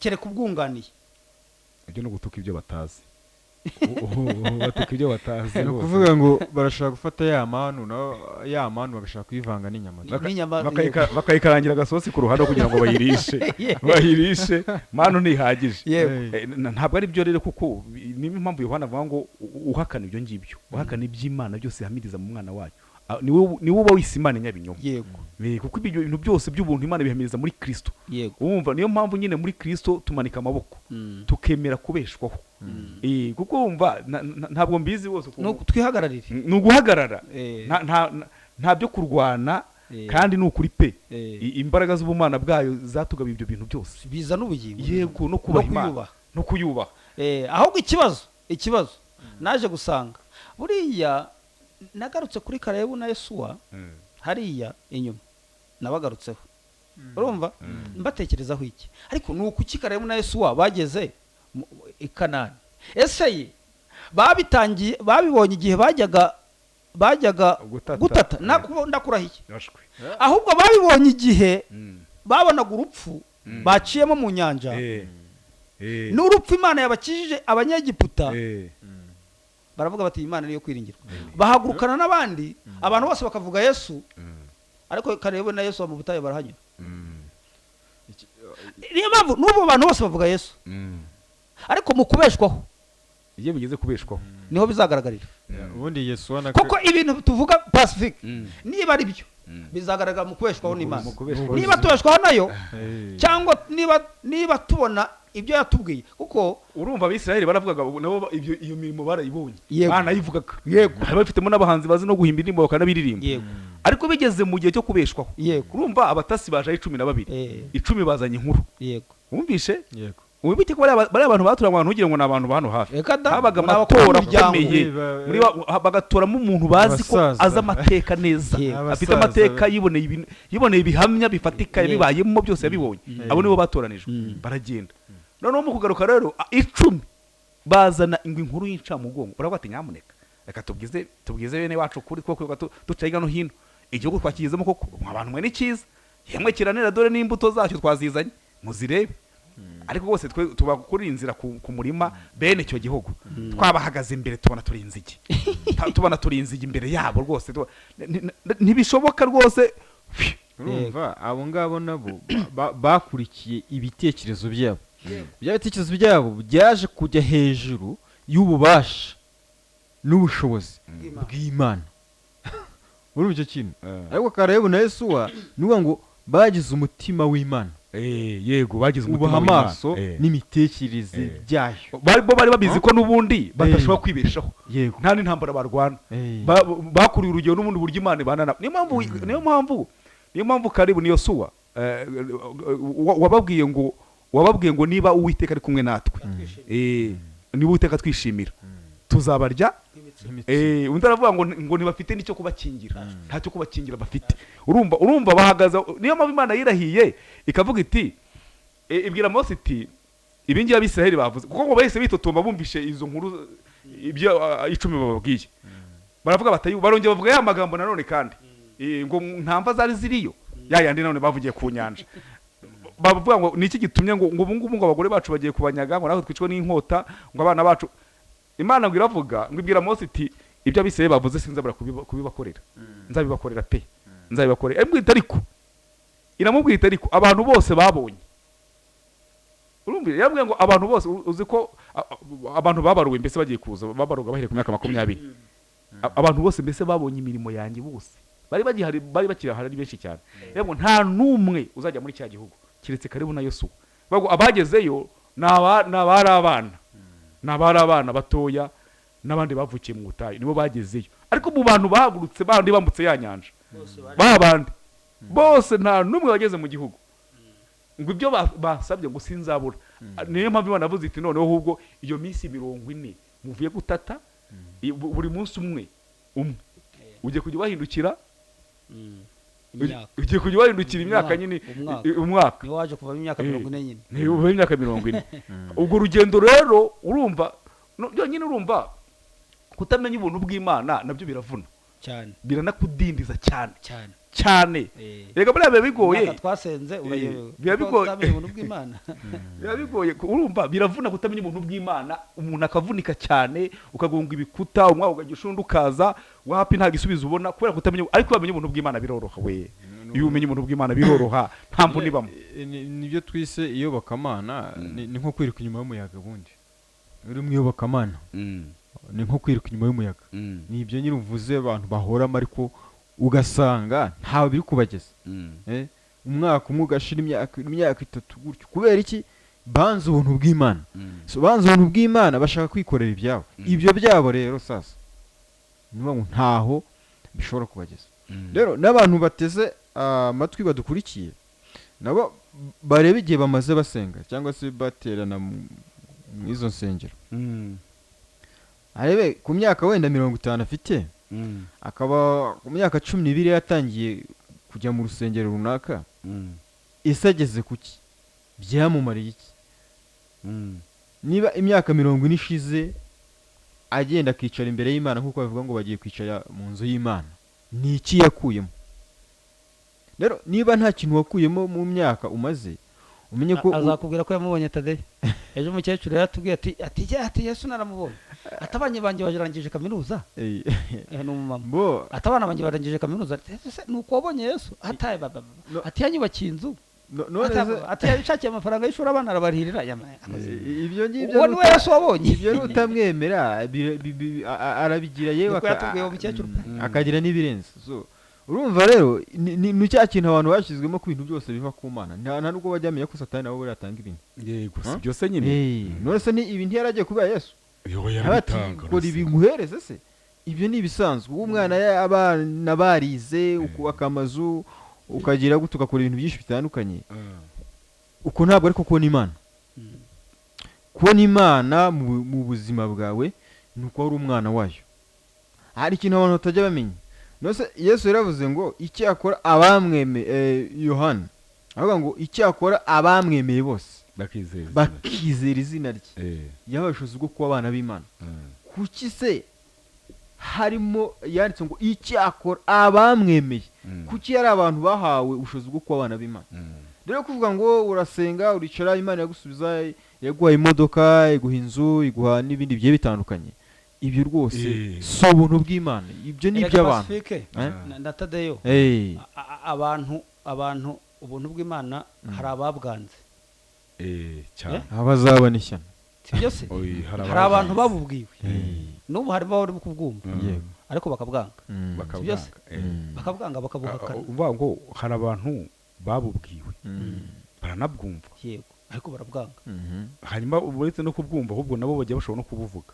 bakaba babuvuga neza rwose ariko barabwanze bo abo barabwanze uzi ko arimo Bibiliya ivuga ngo nta kindi gitambo cy'imbabazi uzi ko abo ngabo ari nabo Bibiliya ivuga ngo uzi ko ari nabo ivuga ngo baranabusogongeye ubusogongeye ni ukumenya amakuru yabo nicyo Bibiliya ihita gusogongera nta kindi gitegereje abo nyine usibye wa mujinya no kwagucirwaho iteka hari n'abandi bari mu madini barwana ngo n'ubuntu bw'Imana kuko twavuze bakavuga ngo abantu barayobye ngo bakarwana bakadutuka nabo kubita imbere ku miho bo barashaka undi barabwanze ariko nukuri kandi bavuga Yesu turacyana bahendahenda ku buntu bw'Imana ariko kandi bavuga bahendahenda ku buntu bw'Imana ariko kandi ngo bavuga Yesu pasfi ese bavuga Yesu bitari ubuntu bw'Imana uwo Yesu ni bwoko ki bari bashobora kuvuga Yesu ariko ntibavuge Kristo nanone uwo Yesu bavuga nyine Paulo sinajya muvuga nyine ko mwene Mariya Paulo nyine avuga Yesu amwita Yesu wundi kuvuga Yesu Yesu utagaragara mu buntu bwadukijije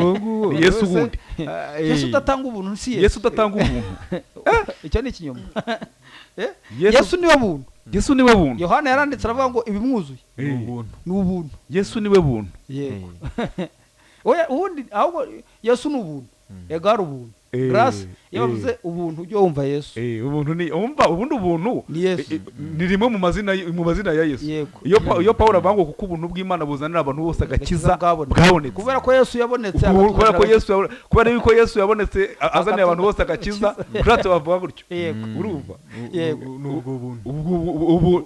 ubundi ubuntu aramuvuga utumwa nkunda cyane yavuze ati ubuntu si inyigisho ntabwo ari inyigisho ntabwo ni inyigisho nubwo bavuga ngo ni za nyigisho z'ubuntu oya n'ubuzima n'ubuzima aha ngaha niho nyine ndimo kukubwira abantu bose dushobora kuvuga amagambo ariko ikizadupuruva ko kuko turi mu buntu bw'Imana ni mu kubeshwaho nabo kuko ababisiraheli nyamuna babonye ibitangaza nk'abandi bantu bose sibyo ariko bageze mu kubeshwaho byerekana ko bya bitangaza bitigeze bibakoraho sibyo barabibonye tade abantu benshi barabibonye Imana icinyanjamo kabiri barabibonye bava mu rupfu babire bagiye bakora cya gicu ya nkingi y'icu barayireba banyoyeho yewe n'amazi banyweyeho no kuri cya gitare ariko ntibamenye ibyo bintu icyo kivuze ntibamenye ibyo icyo kintu kivuze si byose nibyo rwose barabibonye ariko ikintu gikomeye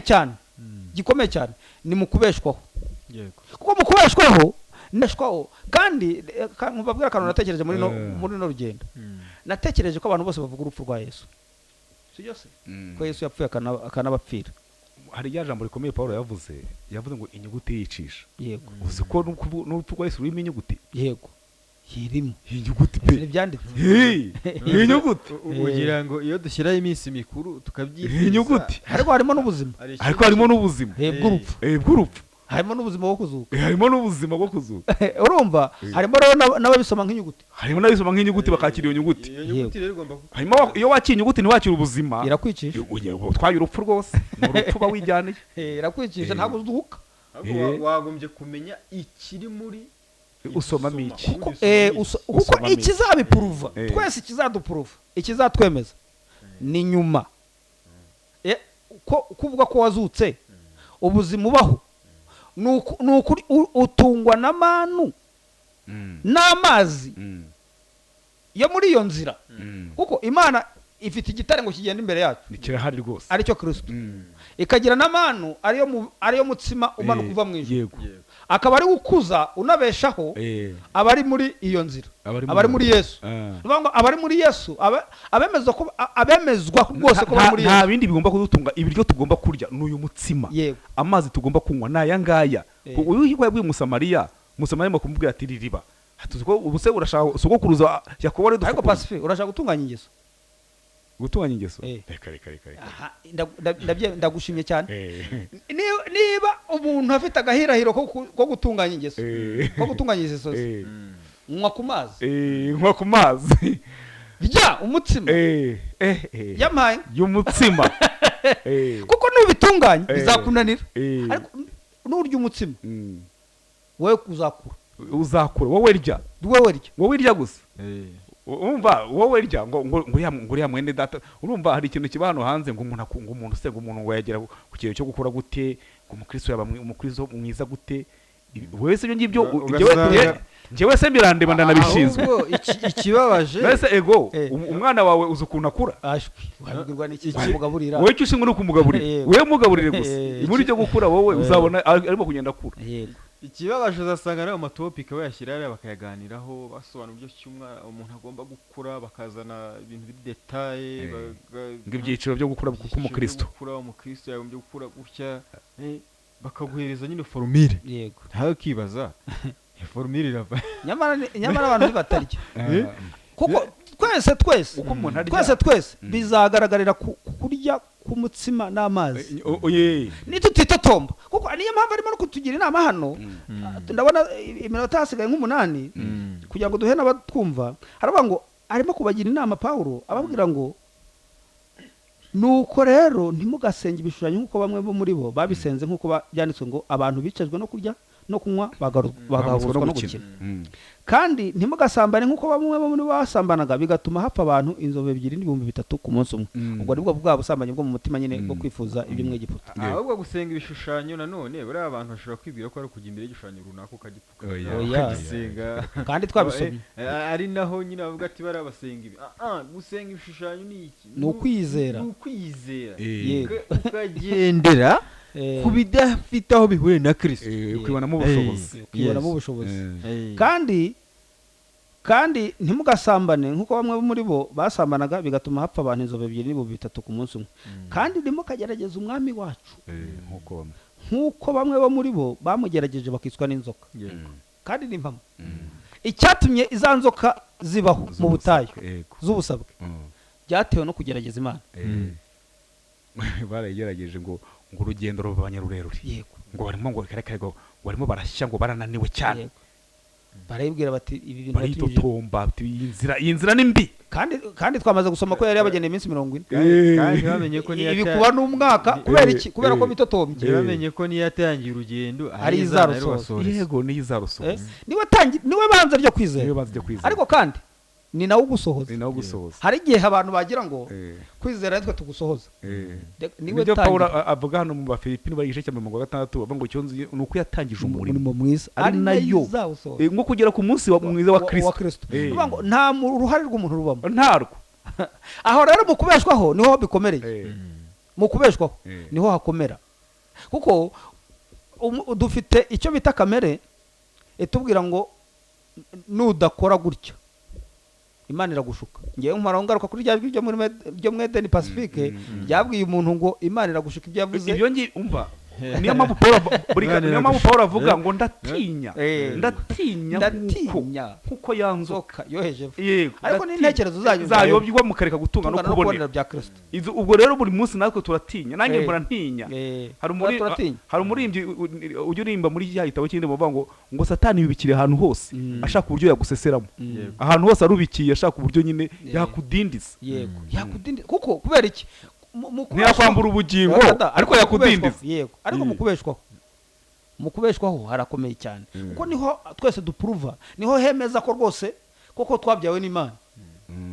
Pacifique nyamara kuko igihe twese tuvuga amadini yose arasenga kandi akavuga Yesu, si byo se? Yego, si byo se? nta muvuga ayandi ntavuga Yesu akavuga Imana. Yego, akavuga ashaka akavuga ko yishakiye ati ni Imana. Yego, ariko kandi mu bantu bose basi ko basenga, ariko bari mu iyobokamana. ubutaha tuzavuga no kugusenga, ubutaha bizaba ari byiza tubaho gusenga. Yego. noneho abo bantu bose bitwa ko ngo bari mu gusenga Imana cyangwa se kuramya Imana. ariko niba batabeshwaho nayo ibyo bintu ntacyo bimaze. n'umuntu wese nashaka kuvuga ubuntu, sibyo? niba utabeshwaho n'Imana ubwo buntu ntibubaho. ubwo ntabwo ari ubuntu. kuko biragaragara ko mu buntu inzira Imana yaciye abantu bita nkaho ikompuritse, kandi ariyo nziza kuri yo no kuri twe kandi no kuri twe. Yego, iby'Imana igayibwira ni byiza kuri twe. hari umuririmbyi yaririmbye ngo ibyiza kuri twe si ibyo twifuza, ahubwo nibyo Umuremyi adutekerezaho. Yego, ibyo nibyo byiza. nibyo byiza. iby'Imana dutekereza niho byo byiza. nibyo byiza kandi niyo byaba Imana.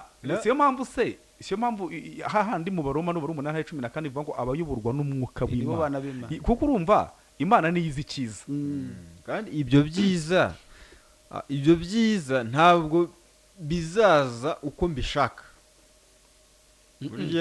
kandi bitandukanye n'ubushake bwawe.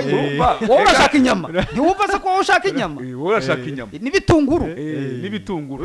ariko Imana irabona manu ariyo yakurenza ubutayu. iyo yakurenza ubutayu, kuko nirimo vitamine. ibyo wifuza wowe uritotomba ngo urashaka amazi kandi igitare kirahari.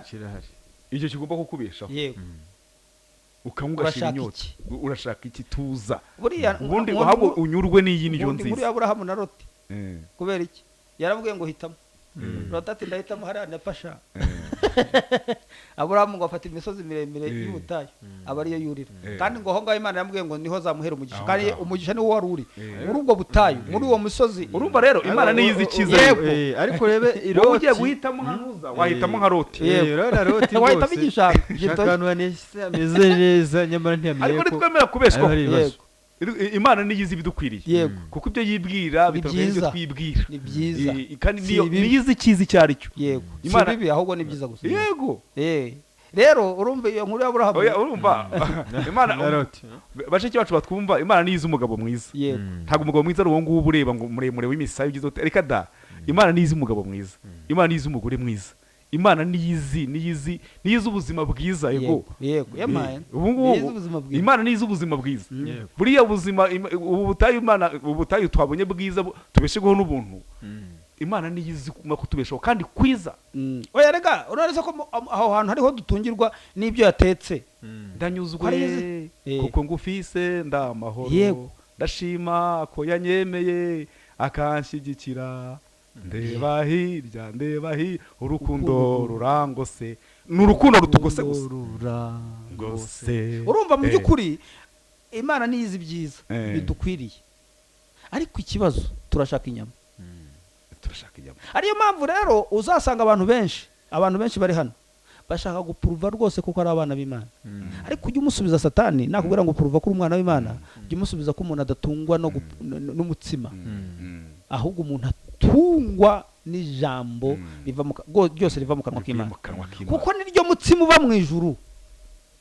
hari igihe tuzabivugaho iyo Yesu abwira abayuda akabwira ngo ni ukuri utarya umubiri n'amaraso by'umwana w'umuntu nta bugingo afite muri we ntabwo kuko erega niwo mutsima Imana yateguye yego ni naho nakubwira ngo nyine mu kubeshwaho barya umutsima bakanywa n'amazi uzi ko Imana ivuga ni muri Hoseya kangahera niba riri handi ivuga ngo nzateza inzara niba ari muri Hoseya niba mu gice 8 n'umurongo wa 10 ngo nzateza inzara itari ibyo kurya cyangwa ibyo kurya ngaza bari inzara yo gushaka ijambo ngo abahungu n'abakobwa bazabe bakubita ku nyanja hirya no hino bagaruke wapa ariko bishwe n'inzara ntibabone icyo kurya ubu abantu barimo kubita hirya no hino ku nyanja iyi si nyine bakubita hirya no hino bashakisha ariko nanubu abantu bashakisha imyaka 70 nkora kubivuga ko nanubu ntibarashira inzara abantu baramye ibitekerezo byabo ntibarashira inzara iyo nzara ibamereye nabi ariko nyamara Yesu yaraje abisobanura ati bura ninjye byo kurya bimara inzara igahita ishira yego ni nanjye mazi yo kunywa inzara igahita ishira ariko nanubu abantu yabwiye Musamarati nzagwa amazi Musamarati wangiriye neza se kuza kuvoma ngako bingora ati ko batuze ukuntu mboneka ati iriba riri kure cyane iranguru sija kuyivugaho reka yihorere zayivumba ariko mbabwiza ukuri ndabona zuzuye saa moya n'igice zuzuye tugiye guha ziruhuse ariko n'umwanzi w'ibihe n'umwanzi we niko pastor avuga Imana imuha amahoro n'imigisha nawe ari mu buntu bw'Imana yewe cyane iyo mitsi n'ubuntu bw'Imana yego ntimukivovote pastor nuko bamwe muri bo babivovotaka bakitwa n'umurimbuzi ese ntabwo twabonye se ko ubuntu bw'Imana bwajyanye na Paulo bukamujyana muri Maboso hari ubuntu bw'Imana bumujyanye hari n'ubuntu bw'Imana bwashyize abantu ku gisasiro ubu bahene bari se hashika kubera ubuntu bw'Imana Imana ikabishaka kugira ikintu kwigishiriza kubw'ubuntu bwayo ikagirana bikuryamishije urumva iby'Imana itekereza nibyo byiza ibyiza Imana dutekereza n'ubyo byiza niyo mpamvu yaba nabanyujije mu nzira y'ubutayu nuko kandi twabisomye ko rwose ko yabonaga ariho heza cyane niyo nzira nziza yibahitiyemo kuko yari yaranabategura n'ibyiza abatungisha muri ubwo butayu kwizabaha amanu ikabaha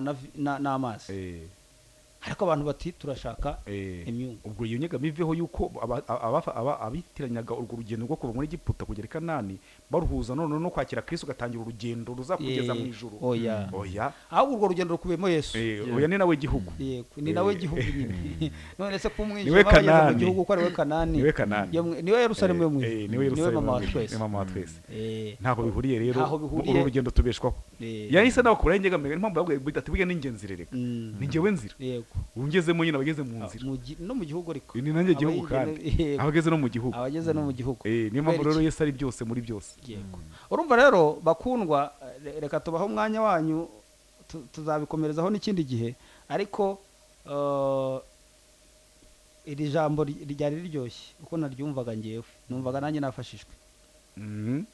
nafashijwe kuko mu butayu niyo nzira Imana yabonye ko tugomba kunyuramo kuko izatubeshaho kandi ibitubeshamo birahari kandi ni nziza rega ariko uza hano umuntu atavunika kandi ni nziza umuntu kuki akunda kuvunika ni nziza kuki umuntu akunda kuvunika oya ni nziza rwose baramubwira bati ngwino unyure hano tukubesheho kuki umuntu akunda kuvunika nyine ni wa mutima kamere kunda gukora ni narinje iyo narinje kamere kunda gukora wagira ngo nuwaye iyo narinje muri ibyo yarembye ngo uyu mutima uri muri nge wuzuye narinje ngo uhora uwubwira urukundo ruvigorogota uyu mutima nta kindi kiwushobora keretse kuwubwira urukundo rwabonekeye igorogota uhora ushaka inyama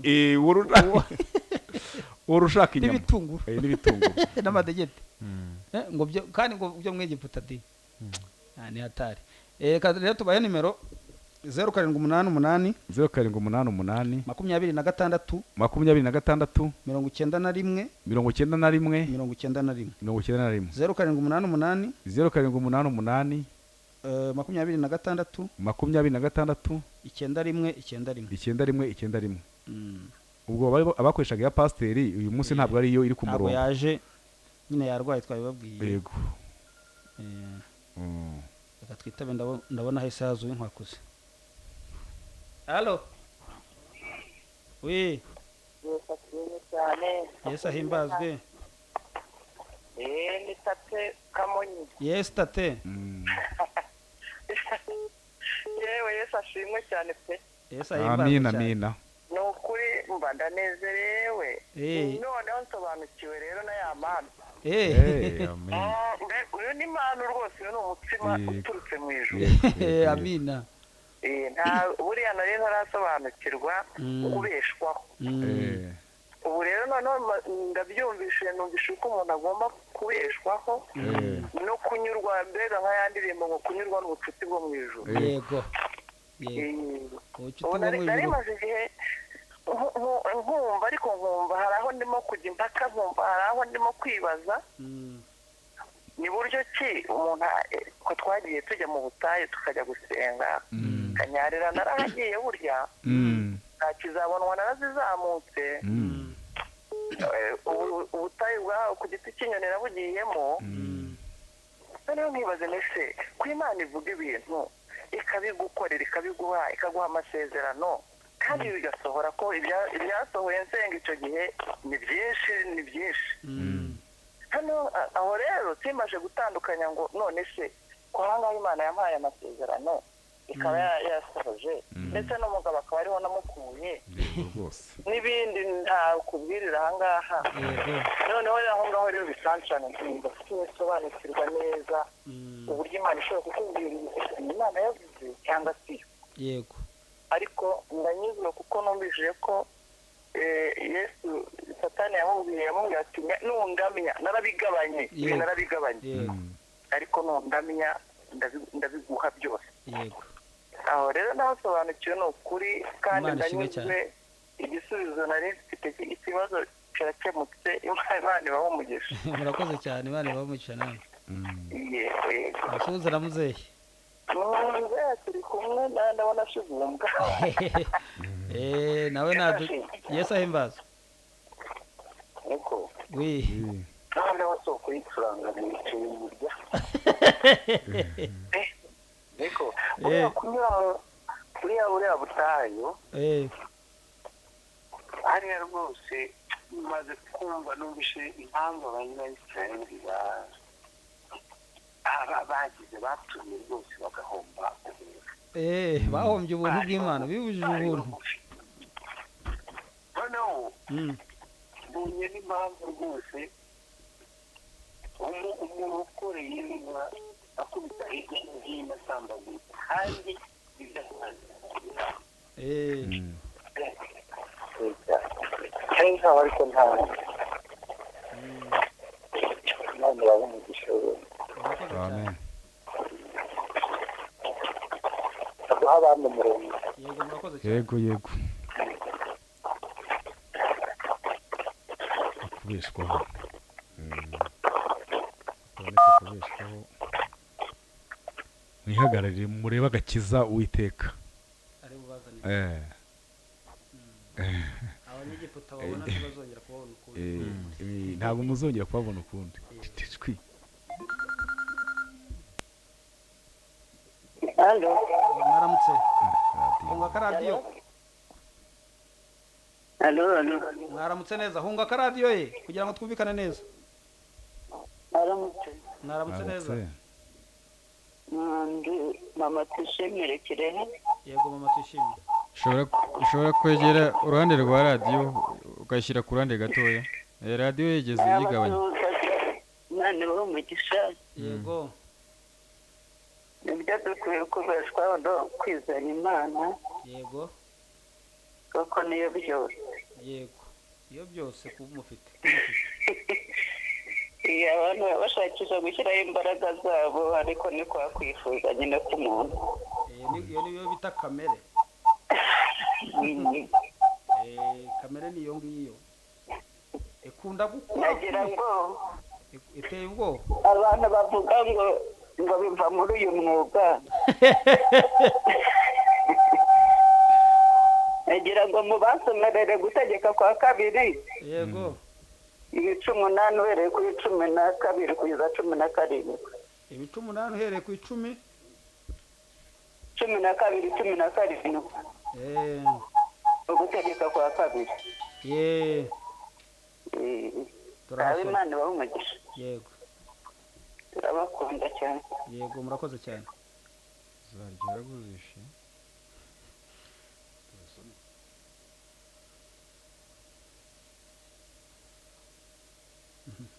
umurongo wa 7 uravuga ngo uzirinde we kwibwira uti imbaraga zanjye n'abako yanjye niyo byampesheje ubu butunzi 18 wa 7 wa 12 kugeza ku wa 17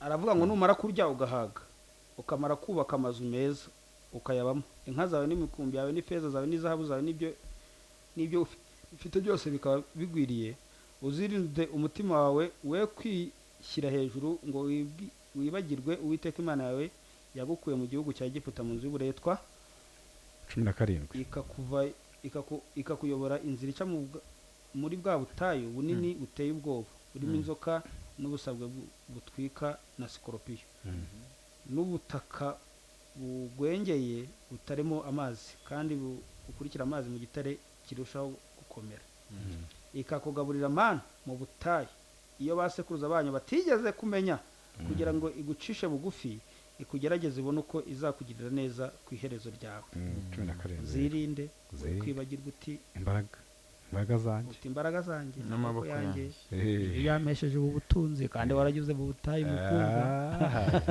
ene data mu butayu niho haba byiza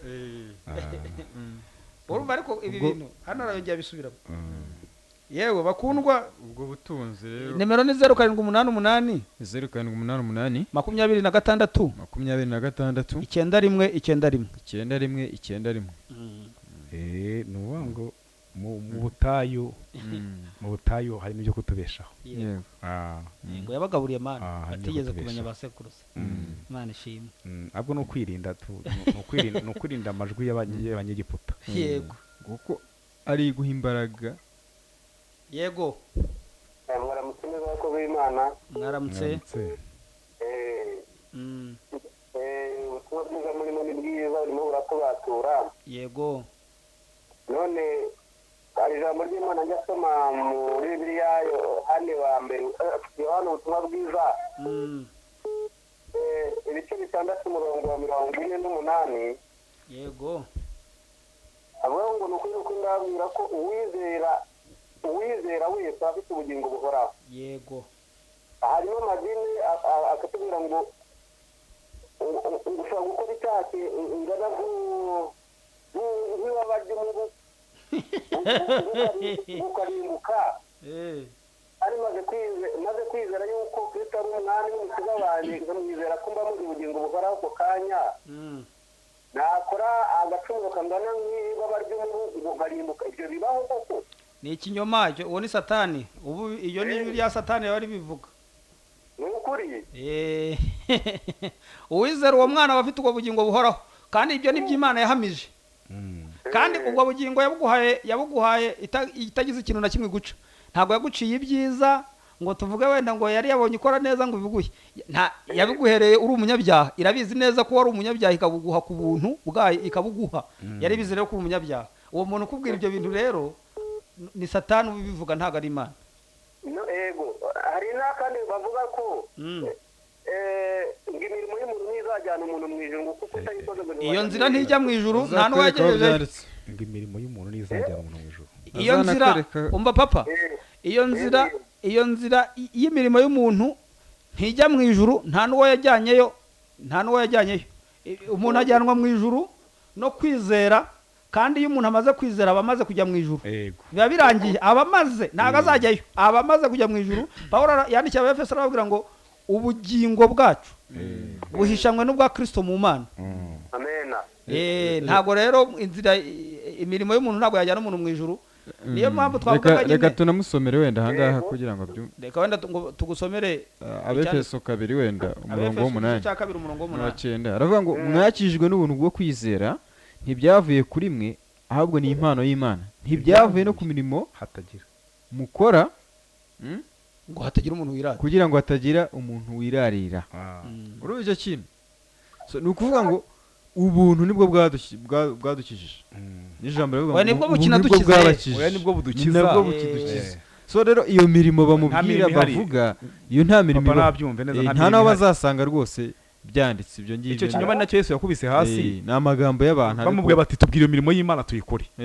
Tuyikore iyo mirimo y'Imana yatubeshaho kugira ngo tuzabura ubwami bwo mu ijuru ni iyihe? Aravuga ati boya ntayo, umurimo w'Imana ni umwe nuko mwizera uwo yatumye. Uwo ni wo umurimo ni ukwizera ubundi.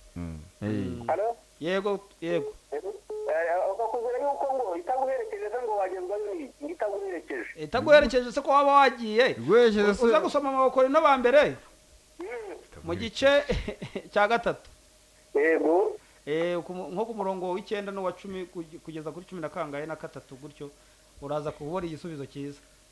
N'ubundi nyine uwo murimo w'Imana ubundi ni uduherekeza. Uwo murimo w'Imana ni uduherekeza, twebwe tuherekeza. None se twawerekeza ni uduherekeza nshuti. Yewe twe tuzasigara no mu isi, twe kamere izasigara mu isi, kuko Bibiliya iravuga ngo abapfuye bazabanza bazuka, ariko n'abazaba bakiriho bazahindurwa. Ntago bazajya mu ijuru bameze gutya mukunda, bazahindurwa. Ntabwo uyu mubiri ntabwo uyu mubiri waheguka mu ijuru, ndaguhakaniye. Urakoze, reka muha abandi umurongo. Urakoze cyane nawe. Urumva? Halo. Oui. Mwaramutse neza. Ego. Mukeshimana Clarisse w'Inyakariro. Yego Nyakariro Mukeshimana. Clarisse. Yego. Muri Rwamagana. Turahumva. Murakoze n'ukuri mukomeze mutubwire. Yego. Abantu benshi nyine bitwaza ko imirimo y'amaboko yabo ngo ariyo yabaherekeza, ariko ni ukwibeshya. Iyo nzira ntiyajya mu ijuru. N'uwayinyura si hajya. N'ibihimbano by'abantu. Kristo niwe ugomba kutubera inzira, niwe nzira kandi ntacyo adusaba gukora.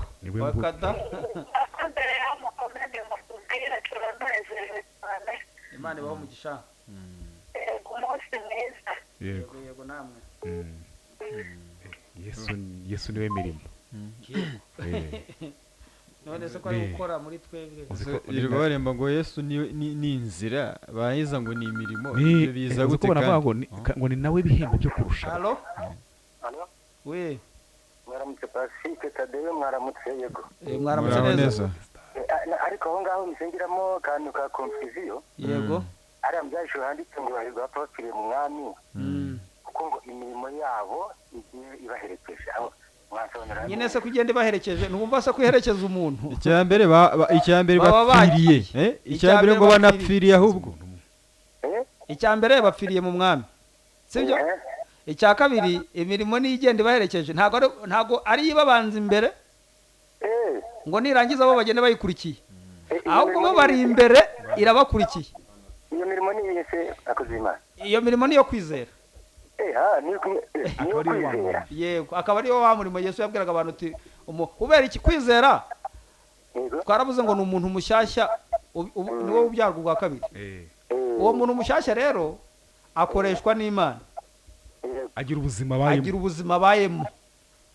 Ubwo buzima rero abayemo nibwo muherekeza nyine. Nibwo muherekeza. Nibwo abantu bita imirimo, ariko n'ubuzima nyine. Ni ubuzima bwa wa murimo umwe. Ni ubuzima bw'umwizera. Okay, birumvikana ko wamuganye.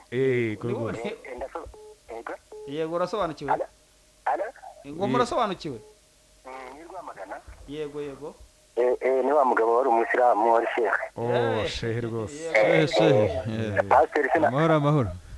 Pasiteri sinamwumvishije, Gadi sinamwumvishije. Gadi yagiye ku kazi, pasiteri yarwaye nyine. Gadi uzamwumvisha. Ubu rero rwose murimo murankoropa murantunganya Amina. nyamara gukizwa Imana ikora umurimo. nahuye n'ibintu byinshi byo mu byumba byatebera njya mu ariko ikintu murimo kunkorera Imana ishimwe. agahu kahuye n'umunyusi pe Imana ishimwe. mbafite agakaramu nandika ariko shehe we ikarame turagushaka ukeneye rwose tuzahura umunsi umwe tukicara tukaganira ufite ubuhamya bukomeye cyane ndabufite rwose ufite ubuhamya nafashwe nk'uko Pawulo yahamagawe nahagurukanye ibitabo byinshi cyane ngiye kubwiriza hanyuma nkubitana na wa mugabo kubitana n'umucyo uhura n'ubuntu bw'Imana ndahindukira arambwira ati taha subira mu rugo ugiye kuvuga ubutumwa nuko nafashwe neza dore nambutse igihugu cyanjye ndi umwisilamu muri ngaruka narabatijwe ndi umukozi w'Imana. Amina. Ubwo rero urumva ko mfite ubuhamya bwinshi. uzadusure rwose turagukumbuye nanjye ndabakunda urabyumva nawe nakurabyumva rero mpabaza umurongo yego urakoze cyane ariko twanyuzwe cyane cyane muri rya jambo ry'ubutari kugira mu butayu tunyujijwemo uburyo mbese ubuntu bw'Imana mwabusobanuye muri rugendo rw'ubutayu yuko ari bwo buzima nuvuga ngo ubutayu nibwo buzima arimo tubonera ubuntu bw'Imana n'imbabazi z'Imana. Yego rwose hari ahantu uzi ko hari ahantu hanze aho umuntu abona umufuka w'umutekano ngo abonye Imana akamanika amaboko mu rusengero ngo nabonye Imana nuko abonye umuceri n'akawunga ariko ntazi ko mu by'ukuri ahubwo ubuntu bw'Imana ari bwo bukomeye cyane kandi burushijeho n'abatabona ibyo ngibyo. Murakoze. Iyo bibaye umuceri n'akawunga Imana yavuga ngo ivuba imvura babi n'abeza. Allo amahoro nerirwa muzo yes Elia Pawulo nguwo ndamuzi ngo wari umusiramu babwira ahubwo ikibazo namuhaye nomero yanjye ntabigeze ampamagara twaranasenganaga mu idini rimwe rya Yesu arakumvishe urahita uzimubwira azaguhamagara nyine 0788 0788 600 823 uze guhamagara Elia muvugane azamagara tuganire ateye mu mujyi wa Rwamagana odimwurire nduri haranze neza aho sawa cyane ubuntu bw'Imana butangaje. Allo mwaramutse neza Imana ibaho umugisha twishime surate mba mbakurikira yego urakoze cyane hari ikintu nsobanukiwe bajyaga batubwira ngo urugendo rw'Abisiraheli neza ngo rwo mu butayu ngo rushushanya ngo urw'Abadivantisiti uyu munsi ngo bari kugenda muri Kanani yo mu ijuru neza ngo ni fotokopi Kanani yo mu ijuru bagenda bagiye gukora imikino noneho nza kumenya ko none aha nibwo mbonye ni ukuri ni ubuntu kuko ibyo twibwira dukora kugira ngo nyine tubigereho ariko njya gusobanukirwa ko ari ubuntu bugeretse hejuru y'ubundi noneho bakavuga ngo bene data ngo bayobye ngo ntibakurikize isabato ngo se ngo ko Imana yashyizeho amategeko y'Imana ngo kandi arayera ngo ariko bene data bo mu madini yo hanze yayobye ngo bavuga ngo batwarwa n'ubuntu gusa ngo se ngo gutwarwa n'ubuntu ngo ntibubahirize ngo n'isabato ngo ukababaza ngo se ngo ntiwica ngo se ngo nturoga ati hoya ibyo ntitubikora ngo kuki batubahiriza isabato nuko naje gusa yamushubije umbwiye gutyo nakubwira ngo ndaroga rero njya gusanga ko umva n'ubuntu imana itugira ntacyo dukoze kugira ngo umuntu agere ku mwami wacu no kwizera ubuntu gusa icyo kubeshwaho icyo kintu imana ibaho umugisha mu gitondo cy'uyu munsi kuko ubu tubeshaho niwe sabato gusa tugenda twunguka nyine twunguka ntacyo twakora kugira ngo twebwe tugire icyo twigezaho uretse ko dukwiye gutegereza imana ikaba ariyo igira icyo ikora imana ibaho umugisha uko murushaho kugenda mugira ibyo mukora ngo musange imana ahubwo niko murimo murayitera umugongo abo bababwira ngo mukore mwegere imana niko bababwira ngo muhunge imana.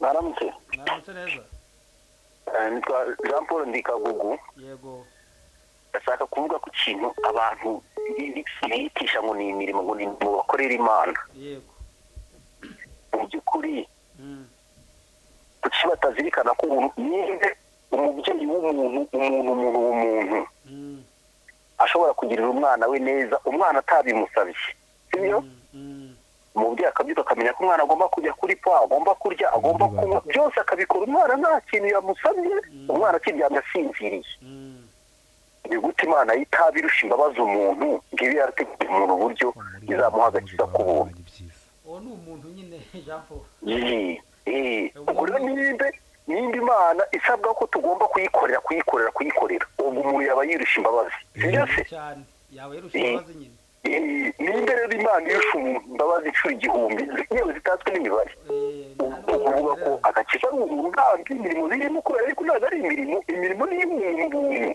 Yego ndabashimiye rero rwose urakoze cyane nta kintu cyo kuvuga nakongeraho gusa narangije kugwamo ndimo nyine nimirimo naho iby'ibindi bavuga byo n'ijambo riravuga ngo abari muri Kristo Yesu gumamo rwose abari muri Kristo Yesu nta rubanza bazigirwa ntateka bazacirwa amen itegeko ry'umwuka abari muri Kristo Yesu nta rubanza rubariho rw'imirimo n'ibyo bindi byose abatarimo rero nibo bafite urubanza rw'imirimo bakora ubwo bafite ibyo bakora ntabwo ari Kristo Yesu sibyo ndabashimiye murakoze mukomeze mubahe ijambo. dufate uwa nyuma hari urabona halo narinda rucenye yego abanyakaradiyo nyamo narimbonye iriya mirimo bavuga ngo uzagenda baherekeza burasiriya irimo mbuto z'umwuka ko ari iy'umwuka se ni imbuto z'umwuka nyine ntabwo ari imirimo y'umuntu iriya niyo bakagombye kubona ko ari izagenda iduherekeje cyane ariko ni iy'umwuka nyine ni imirimo y'umwuka cyangwa se nyine nanjye nibyo mvuga iyo nta na foromire igira iyo ngiyo ngo ni iyihe ni umwuka uyikorera iyo ni iy'umwuka nyine hanyuma hari umuntu warimo kwensisita reka tumuha amasegonda nagaruke tumuha amasegonda hanyuma mbere sinzi yuko hari ukuntu njya numva abantu baba bashaka kuba bafite nimero zacu kugira ngo wenda mu kiganiro tuba twakoze bajye wenda batubaza nimero zanjye ni Tadeo icyo Imana ishaka ni 0788 twanze twitabe wa muntu wensise none tuze turekera. Yes hello mwaramutse neza ni Batista atuye mu karere ka Gasabo. Yego nari ibibazo nka bibiri nibajije kuri iryo somo ry'uyu munsi. Ijya mbere niba koko ikibazo cya mbere nibazaga se niba bariya abayisirayeli batwaye n'ubundi koko koko ni nako biri bafite ari amategeko avuga ko gusambana uzafatwa asambana nawe azicwa uzica isabato nawe azicwa kandi Yesu akaza bagitwaye muri ubwo buntu bw'amategeko ameze gutyo mu buntu bw'amategeko Yesu yaje bagitwaye ayo mategeko ko bibiri tubwira ko nawe yaje atwagwa n'ayo mategeko noneho nibaza se ni iki cyari gutuma batamwica kuko bari batwaye amategeko yo kwica wishe isabato kuko yaje azirura isabato aza abwira abantu ngo nibareke cyagiye afashe umuntu asambana ababwira ati uyu nguyu yabujije kugira umwica kandi niyo mategeko yari afite yo kugira ngo bice ufashwe asambana noneho kiriya gihe bagendaga basoroma amahundo ku isabato bari bafite amategeko bababwira ko bagomba kwica umuntu wese ugize icyo akora ku isabato. Ese ni iki cyari gutuma batamwica bitwaje ubwo buntu bari batwaye? Ni akantu nsingira ngo munyunganireho. bitwaje ayo mategeko bari batwaye. Noneho ikindi cya kabiri nagiraga ngo nanjye mumfashe gusobanukirwa se ni gute umuntu noneho yakwiyumvamo ko yakiriye ubwo bundi muri we. Rero murakoze. duhamagara nyuma kuko amasaha arageze turasoje, noneho uze kuduhamagara nyuma tuze kuvugana.